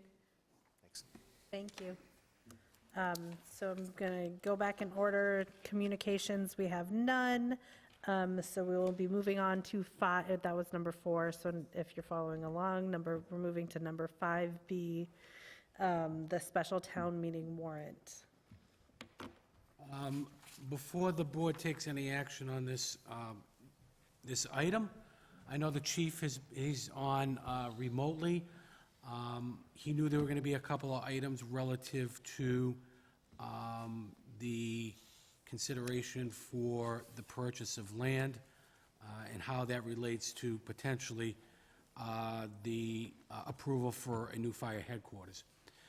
That being said, I put together, for the board's benefit, wasn't part of the original packet, I prepared it today, an option that identifies the cost of us considering purchasing the land under free cash versus an option of funding that through bond proceeds. So as you can see, I had our financial advisor prepare a debt schedule about a couple of weeks ago relative to the amount of money we're borrowing strictly for the acquisition cost. And at a level debt service, at our rating right now, the interest rate on that borrowing would be about 5.50% for a 10-year period. So in addition to the principal amount, we would be paying a little over $1 million of interest at 5.5%. In addition, as a result of purchasing this property, there'll be no relocation expenses for fire. And I know Steve, I believe, presented to the board. If not, I think he has publicly. The fire chief has presented the relocation cost is a result of renting portable Connex boxes, or that really serves as a garage and a working area during the period of construction. And I believe there was a community he received this number from, and Steve, was it Cambridge or some community? Can you help me out there? Acton? That's correct. That's correct. The city of Cambridge just installed 4 of those temporary garages, and they were $1 million a piece. They're somewhat custom built. They come outfitted with the electrical, plumbing, those kind of things. So The 4 bays that Cambridge just installed was a total of 4 million, and that was not counting the infrastructure to actually connect to water and sewer and electrical. So those would be a temporary cost for relocating West Side Fire and EMS for a period of time that the building would be constructed on the West Street site. So there'd be a savings of $4 million. That money would have to be borrowed, and I estimated at $4 million, the interest would be roughly $1 million for that same 10-year bond issue. We did not provide an estimate that would relocate the schools, although I know that was an item of concern when we had that joint meeting at the high school. I don't have a handle on that number. I don't know what that would cost. But certainly, there'd be a cost under option B, not under option A. The demolition cost is going to be provided through free cash. That estimate is pegged at 175 to 275, all depending on the remediation aspect of anything that is contained within the building. I can tell you, we just engaged Ty and Bond to do that pre-demo analysis, so we would have a firm number or a ballpark number when we go to town meeting. So we're not using any more free cash than we have to. We're hoping to have that estimate in time for our town meeting. There's title insurance that goes along with both options as a result of acquiring the property. And we would have to do a environmental assessment, or a phase 1. There was one that was provided to us in 2013. The use of that business hasn't changed. We honestly believe that there are no additional issues, but in order for us to borrow money for the construction of fire headquarters, we're going to have to do that anyway. Those reports are only good for about a period of 2 years. So when you wrap all of these costs together, by funding this through a one-time appropriation of free cash, we're looking at roughly $4.3 million. That number's going to float north or south, all depending on Ty and Bond's assessment, versus a total cost if we were to build on West Street under a scenario where we would borrow the funds of roughly $10,350,000. It's a total savings of roughly a little over $6 million by appropriating from free cash and acquiring the property outright. So I thought that would be helpful in terms of your consideration for the warrant article. While I have Steve, if I could just mention the schedule under 6D, events leading up to town meeting, we have provided to you a series of meetings beginning this Wednesday, going for 3 consecutive Wednesdays, ending on the 24th. There's an open house on West Street for our citizens to attend, our residents, if they have any questions, or our town meeting members. We're also proposing to hold a pre-town meeting in this room on Wednesday, January 22nd, to inform our town meeting members of the warrant article they would be acting on Tuesday, January 30th. So I'd be happy to answer any questions, or if you have any of the chief, he's available for questioning as well. Do board members have any questions? So, yeah, is that pre-town meeting going to be Wednesday, January 24th? Yes, that is correct. So I have an email that says the 22nd. Oh, I'm sorry. But it should be the 24th? Let me just, I don't know which one's a typo. That would be the 24th, yes. Typo is the No, Wednesday. you know what? I believe that's going to be Monday, Monday, the 22nd, before your meeting. Okay. Good catch, thank you. That's 5 to 6:30, and then we would have the board meeting at 6:30. And will all town meeting members be notified? They will be. And will the public at large in Auburn be notified? Through our social media or the website?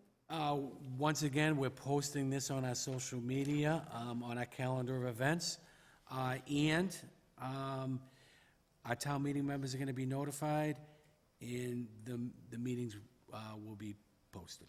Thank you. Do we know what information will be provided to the town meeting members prior to the meeting? So as information tightens up a little more as a result of what we learned from Ty and Bond, I think we'll be able to better refine whatever number. Right now, there is no number provided in the warrant article because that's still uncertain. I can tell you, it's not going to be above it's not going to be above like 4.4 million, but hopefully the information we receive will be able to nail down a number for demolition. So I get, my concern is that the town meeting members are going to want to know more information about a potential build. I know this article is for the purchase, but I don't know if everyone can separate that. So I didn't know if there was additional information that could be shared with them to help that, or if everything would be kept completely separate off the table and deal with it at the meeting when everyone... I think our residents need to know, as well as our town meeting members, there'll be a supplemental action required to continue this project. So there's the acquisition of the property, and there will be a annual election, a ballot vote, that will ask the voters to opine on whether or not they want a new fire headquarters at a cost of X. Thank you. Madam Chair, if I can just ask a question. I had run into the chief at the swearing-in last week, and he mentioned that there would be a test fit available, and I was wondering if that could be shared with board members and town meeting members in advance of the meeting, if that's at all feasible. Through the chair? Certainly.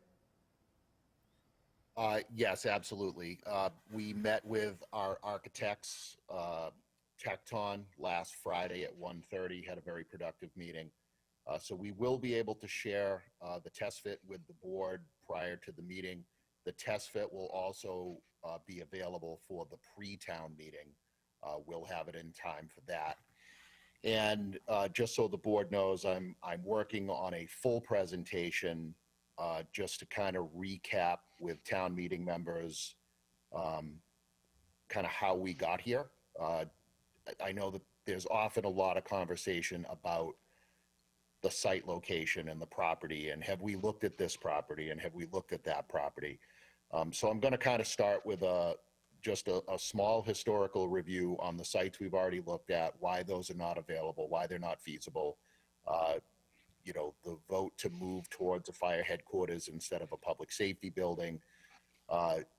So I do anticipate that we will be providing town meeting members, both at the pre and the regular town meeting, we will be providing them with a substantial amount of information for them to make their decision based on the work over the last 5 or 6 years. And we'll probably be able to shed a little bit of light on what the plan is for a possible build.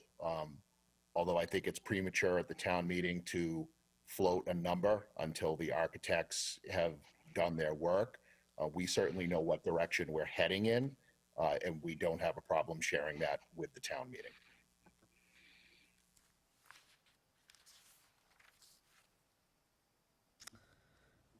Thank you for that. Are there any other questions?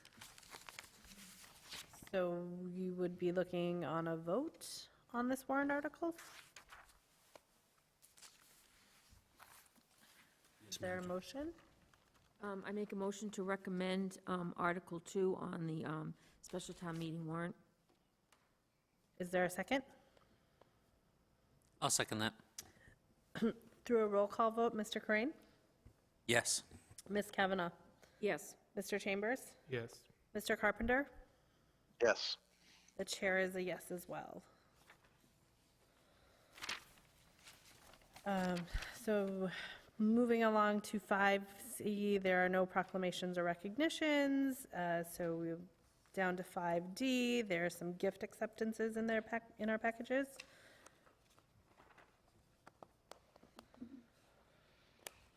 some for fire and police.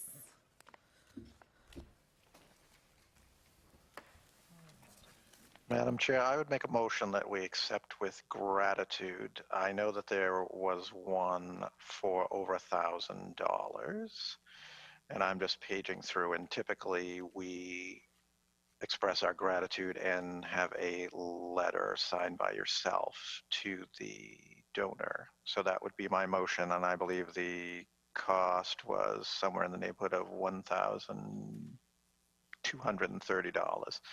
I'm just scrolling feverishly. Yep, there's a See if second I'm one right. too. Correct. So I believe Mr. Carpenter was referring to the Auburn Firefighters Association for $1,380. And then there is one for Cornerstone Bank in the amount of $2,300. So I would just modify that motion that we prepare. I would include that in my motion, that we express our gratitude and that a letter of gratitude be prepared for the chair's signature for the 1380 and the 2300 Second. gift to the fire department account. Through a roll call vote, Mr. Crane. Yes. Kavanaugh. Yes. Mr. Chambers. Yes. Mr. Carpenter. Yes. The chair is a yes as well. So there was also a police. There were 3 additional for the fire department. Oops, sorry. One in the amount of $200 from Paul Samoy. Sorry if I butchered that name. One from True Pest Control for $50, and one from Donna Bacon in the amount of $25. And one final one from Shaw's. Oh, and then, sorry, and then an $18 donation from Shaw's as well. Sorry about that. Is that in the form of a motion? I would second it if it is. Make a motion that we accept with gratitude. So there's a motion and a second. Through a roll call vote, Mr. Crane. Yes. Kavanaugh. Yes. Mr. Chambers. Yes. Mr. Carpenter. Yes. And the chair is a yes as well. And so is there a motion for the police department gifts? Make a motion that we accept with gratitude a donation from Joseph Gaudet in the amount of $200 to the police department. Is there a second? Second. Through a roll call vote, Mr. Crane. Yes. Kavanaugh. Yes. Mr. Chambers. Yes. Mr. Carpenter. Yes. The chair is a yes as well. So we're moving along to town manager items. Number 6A is, and I'm going to turn that over to you. Madam Chair, just a quick notification to the board. I just wanted the board to know that in addition to our Chapter 90 allocation of roughly $606,000, we're also receiving this year, a share of additional funds for our roadway program. So this is coming from the surtax generated on taxable income over $1 million. That amount to Auburn is $313,025. I hope this amount is committed and sticks, because we were just notified by the Commonwealth of Massachusetts today of a series of cuts totaling $400 million. It's called 9C cuts. We don't know if that's going to impact any of our grant funding or any, or this notification that's before you tonight. So I just received this afternoon. The Commonwealth of Mass has to address a 6-month lag of state revenues. That's resulted right now in a $725 million shortfall for the current fiscal year. So there could be additional cuts coming, but this is the first series of cuts we have seen. We will try to seek and get more information as it may apply to any of our state earmarks or anything that's already been obligated up through this point. So there may be, I don't know, I don't want to jump ahead, but I'm just hoping that any funds that have been previously committed but not spent aren't clawed back by the Commonwealth of Massachusetts. Thank you for that update. Do chair members have, or are there any questions? Not a question, Madam just Chair. Go ahead, Todd. Just a statement that my understanding from a meeting I had today was that the Fair Share Act amendment money is not included because it's a special set aside for a dedicated tax fund that is not subject to the 9C clawback. However, we may want to hold on allocating this fund until we find out what is affected. Mr. Carpenter, did you have a comment? Just a clarification on 5B. I know we voted on a recommendation, and maybe I just didn't hear it, but we do have to send it to council. Was that included in the motion? And I apologize for perhaps not hearing. It wasn't. So should we amend the motion to say we recommend it pending review by council? Well, we have to approve the warrant subject to final review according to what's written here. That's why I was just, the sound here isn't great, so that's why I just wanted to make sure. So I think it's a separate motion, but I'll leave that up to the manager to. I would suggest, because the board already took action on the original request, that a second motion be made that the warrant be approved, your action approved subject to final review of town council. Okay, so can I make a motion that we recommend Article 2 on the special town meeting warrant, subject to town council review? Is there a second? I'll second it. Through a roll call vote, Mr. Crane? Yes. Kavanaugh? Yes. Mr. Chambers? Yes. Mr. Carpenter? Yes. The chair is a yes as well. Can we go back to that. 6A? Sure. So I just want to, it's just reminded me, so I know you were working on the roadway plan, and has that been developed? Is that something that can be shared with us? So, great question. I did have a conversation with the DPW director as to whether or not there is a current list that addresses the current allocation of 606 and a portion of this money, and that has not been developed yet. So that's in the making, and that should be presented to you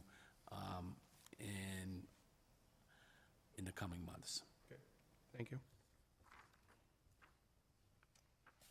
Okay, so I think we are on item 7, tabled items. We have none. So item 8 are member items. So Mr. Carpenter, did you want to take it away? I will. And I apologizing for loading up the bottom of the agenda with these items. Just as, before I jump into that, I looked at, because I get notifications, it must be calendar notifications, but I do get sewer commissioners, and I got them, the last one was November. So there is an option for people to be notified if there's a meeting. At least there was when I signed up. So I just wanted to put that out there. So the first request, in our rules, we have the current agenda format. To my knowledge, I know I never voted on the agenda format, but we do have members of the public who may want to talk, and may not be abutters, but may want to talk on something that is not a public hearing. And currently, the only way that they can do that is through public comment. So I would just ask that we amend the policy or the agenda so that members of the public can comment, can choose whether they want to comment when the item comes up, whether it's a public hearing or it isn't, just so that we can get their feedback.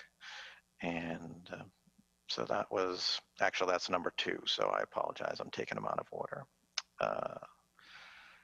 Item 1 would be to prioritize, as we have been doing ahead of schedule, trying to organize the agenda so that if a member of the staff or the public have an item on our agenda, that they be taken first, that they be prioritized. So that was the second suggestion that I had, and request for the board to vote that we change that so that the agenda follows that order to the extent possible. Obviously, things are going to happen where something comes up and it's not going to happen ahead of time. We can always address that as we do now.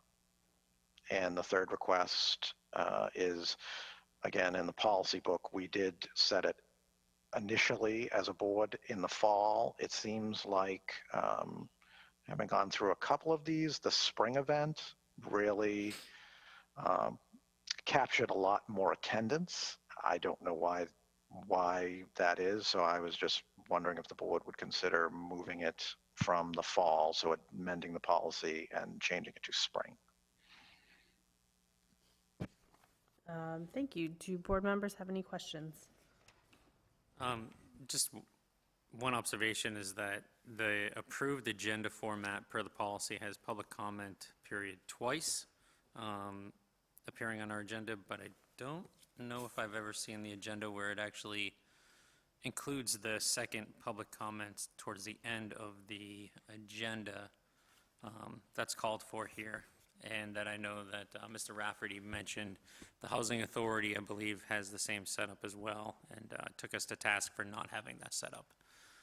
So regardless of whether we vote to change it or not, can we at least agree to put that back on the agenda, just so that we're consistent between the policy and our agenda setup? Yes, I think yes. I set the agenda, so I certainly can have that re-added to the back of it.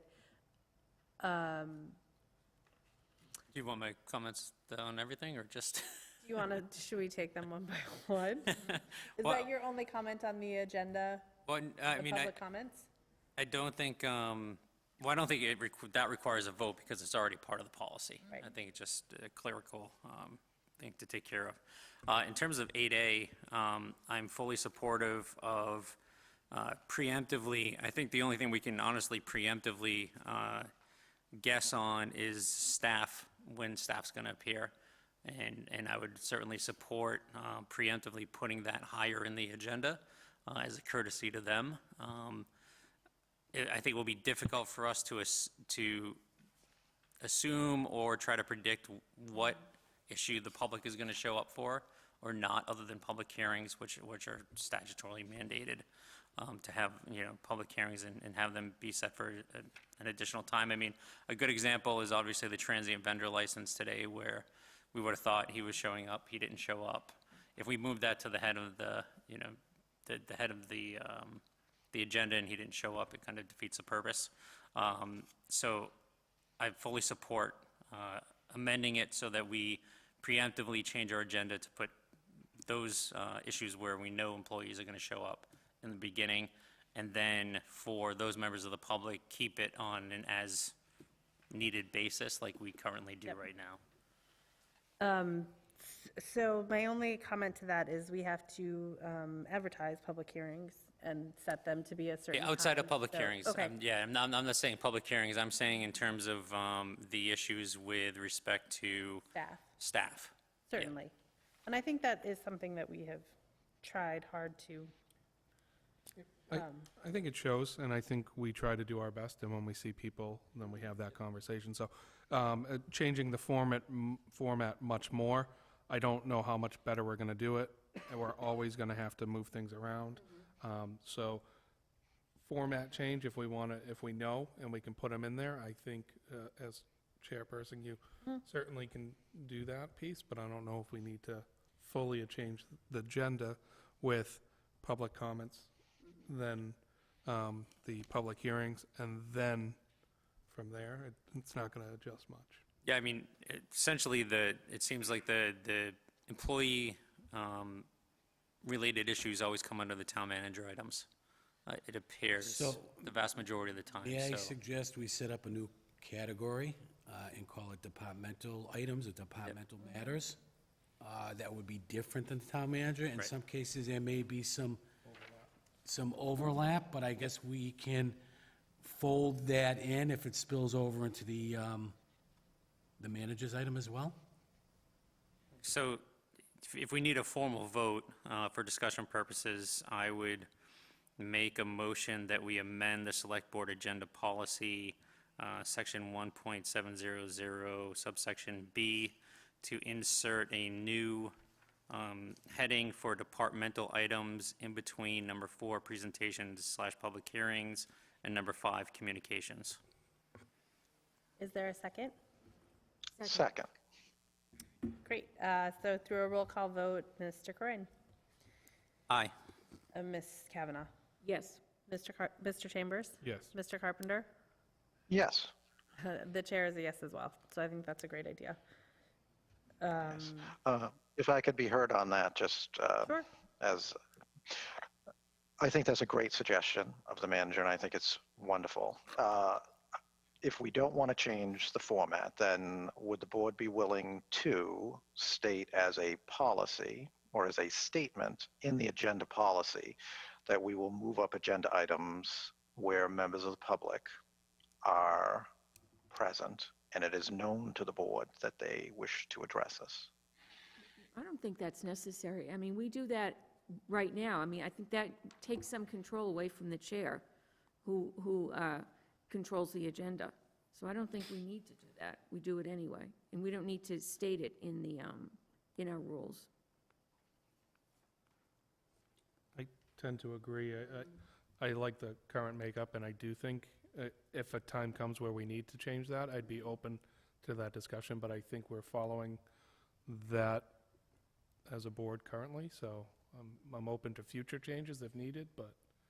Yeah, I mean, I share the opinion voiced by my two colleagues that I think it's covered under C, which is the board by a majority vote may change the order of the agenda item. I don't want to handcuff us into shall change it because there may be other things going on in that agenda that we don't want to move up that is pressing that we need or want to take first.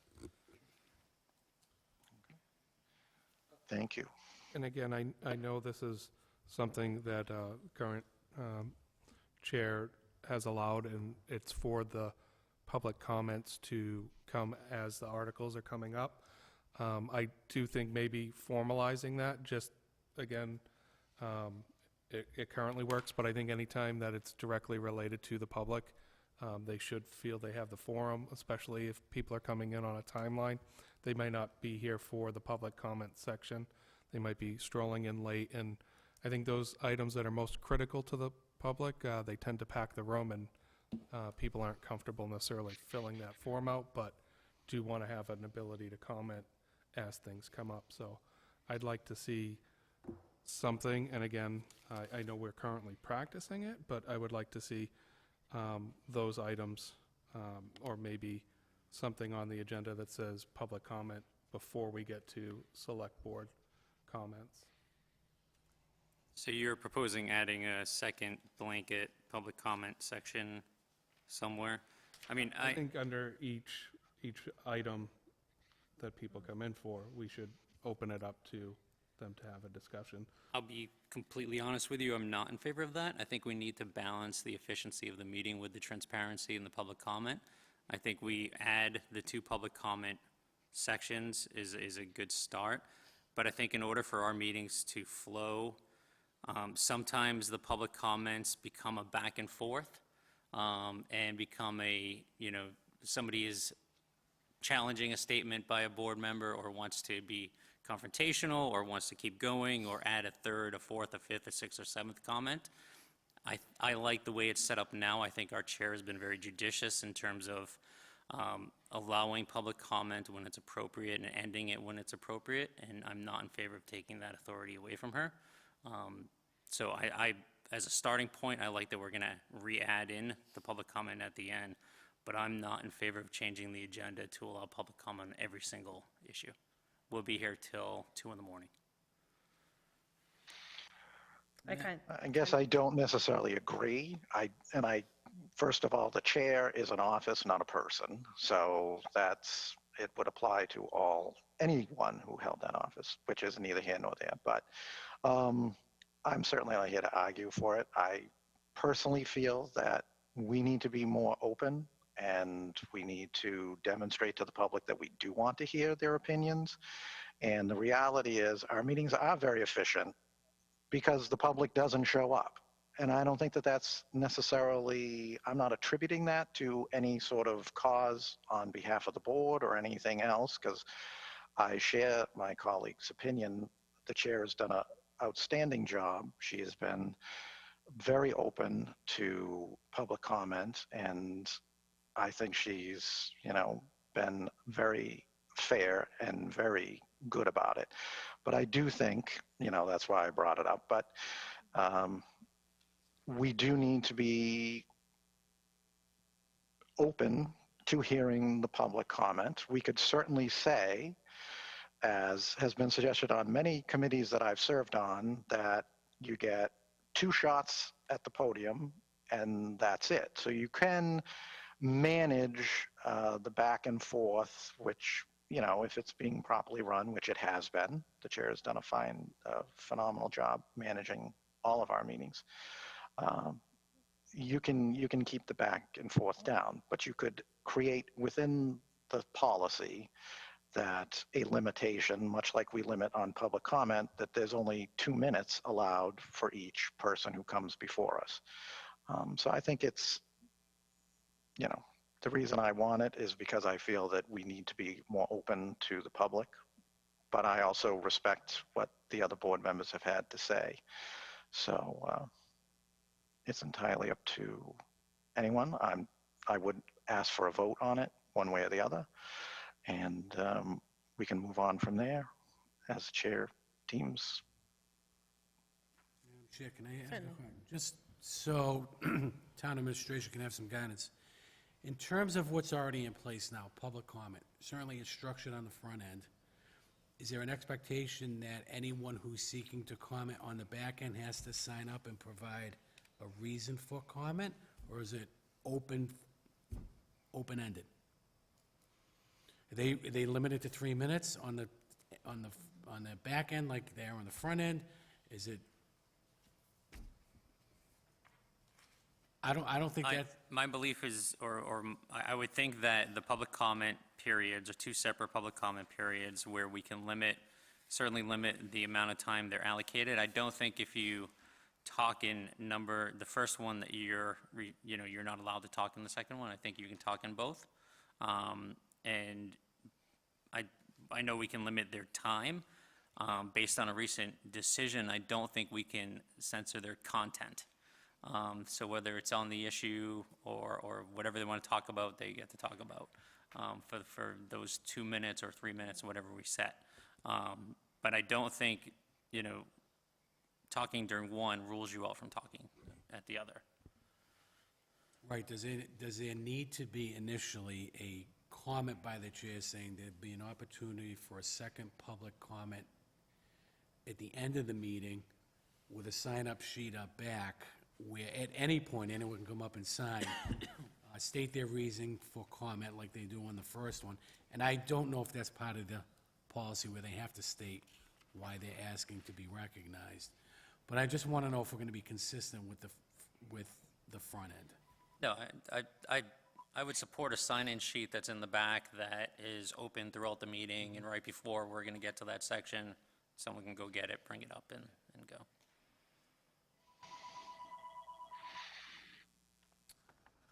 So, sorry, through the chair. So your comment before we get to that section. So you're open to having comments after each section. No. So currently in the agenda format, there's a section of public comments after the Pledge of Allegiance, and there's supposed to be a section for public comment after the select board member items. That second section has not appeared on the agenda. We've agreed that we're going to be putting that back. So that's the second section that I'm speaking about.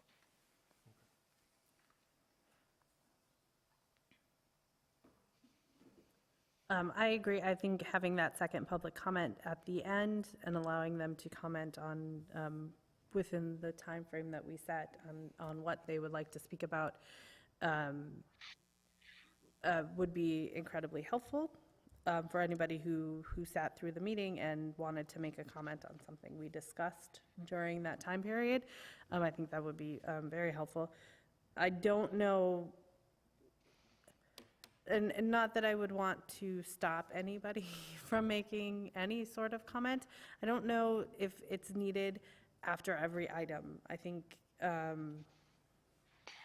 it's going to add a lot of time. In particular, during election season, if someone were running, I could see them wanting to comment after each item that we took up. And I don't know that that's necessary. And I think. Yeah, if I can just mention the reason, the overriding reason I want it to be on any agenda item is we make decisions, we have very few public hearings, and we have very little public comment. However, when we have things on there, and the chair is correct, there could be some candidate who might wish to grandstand, but I have been on the board for 10 years and I've seen plenty of those of us who sit in those seats grandstand when they're up for re-election. So it's certainly not just someone who may choose to challenge an existing board, run for an existing open board seat. But I'm not going to belabor the point. I feel that it's a positive for the residents to be able to talk to us before we make a decision. Them sharing with us after the fact whether they thought we did well or we didn't do well, to me, is not helpful. And I honestly don't think in the past we've gotten a huge outpouring of members of the public sharing their point of view, and I would like to see that change. So that's my underlying reason. But that's all I wish to say on it. So I think we can probably alleviate some of those concerns, and obviously I don't want to stop the public from voicing their concerns. I think that's why we're here, and I've probably been the reason we've had lots of late night meetings. But what I would say is we can limit their amount of time to speak, and I'm certainly open to them having that ability at, just before Section 5 of the general items to let us know their concerns. But I do think the back and forth, and sometimes when people come up, I think it's great, and I think the current chair does a great job of doing that, probably better than I could do, allowing them to speak, but I would like to see it in the agenda where we can allow for more people, because you might not be the chair the next time. So happy that we have a second comment section. I would love for it to be a problem where we're filling the room and they want to keep us here late, but I think we all signed up to at least listen to them. So I think we should be providing them the opportunities, whether it's through the policy or the board or through the chair's actions. Till it becomes a problem, I think I'm okay with that second comment section, and we'll hopefully fill the room.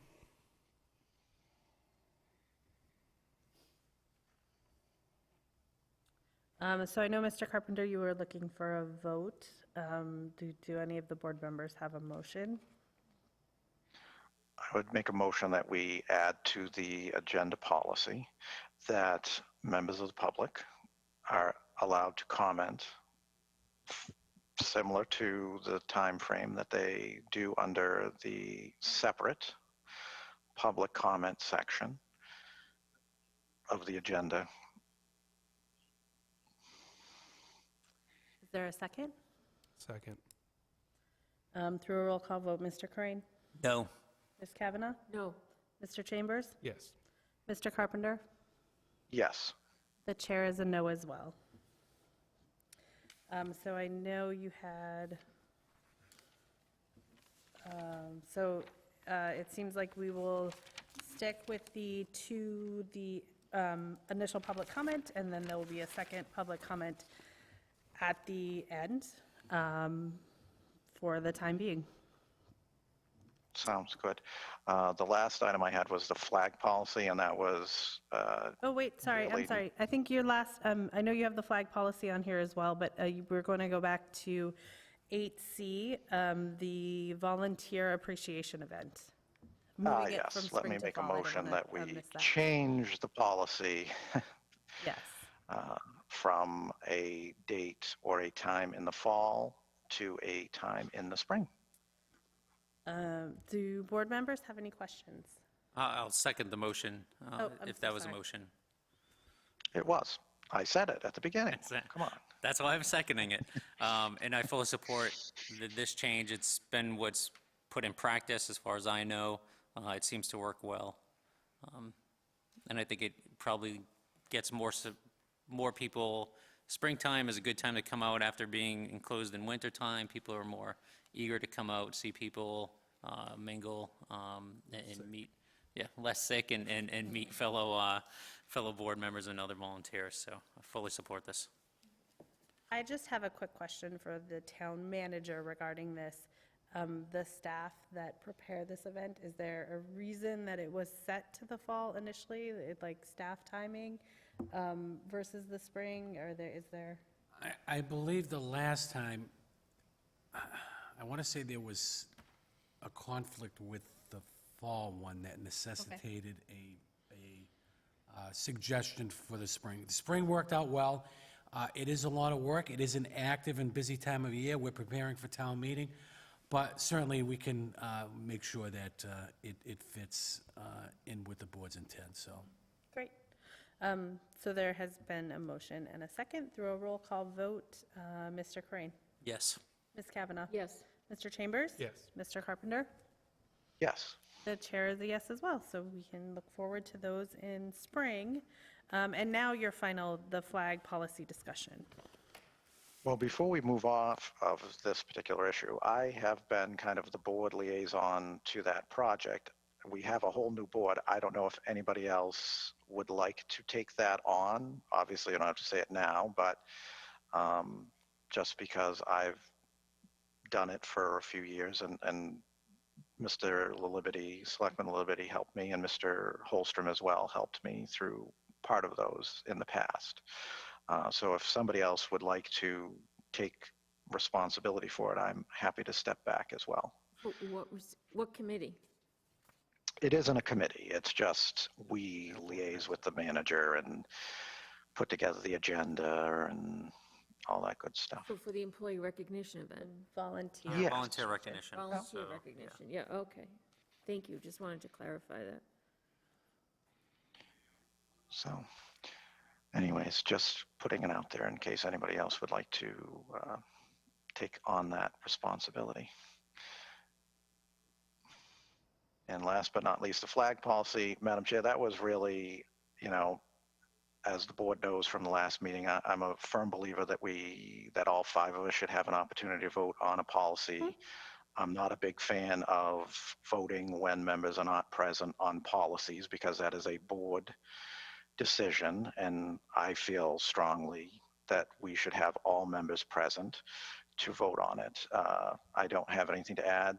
The item that the manager presented to us fell well within the lines, and I've supported it because there was some urgency to it, but I wanted to have a confirmation vote, which I did request, which I don't see on the agenda. So we probably would have to carry it over just so that all 5 of us could confirm that vote, that is our wish for the policy. Thank you for that. I actually was able to read through the policy and agree with it as well. So if we would like to have a vote, we can certainly do that, the confirmation vote, we can certainly do that now. However, I don't see any issues with it, and I know you guys have taken a vote already, so I don't need that. I don't know that I need my name to be on that vote as well. I mean, it clearly passed, so I appreciate you bringing it back to me again for the opportunity. So Through the chair, a confirmation vote would have to be listed on the agenda, though, right? If we're going to take another vote. Well, actually, all of these items did not reflect a vote tonight.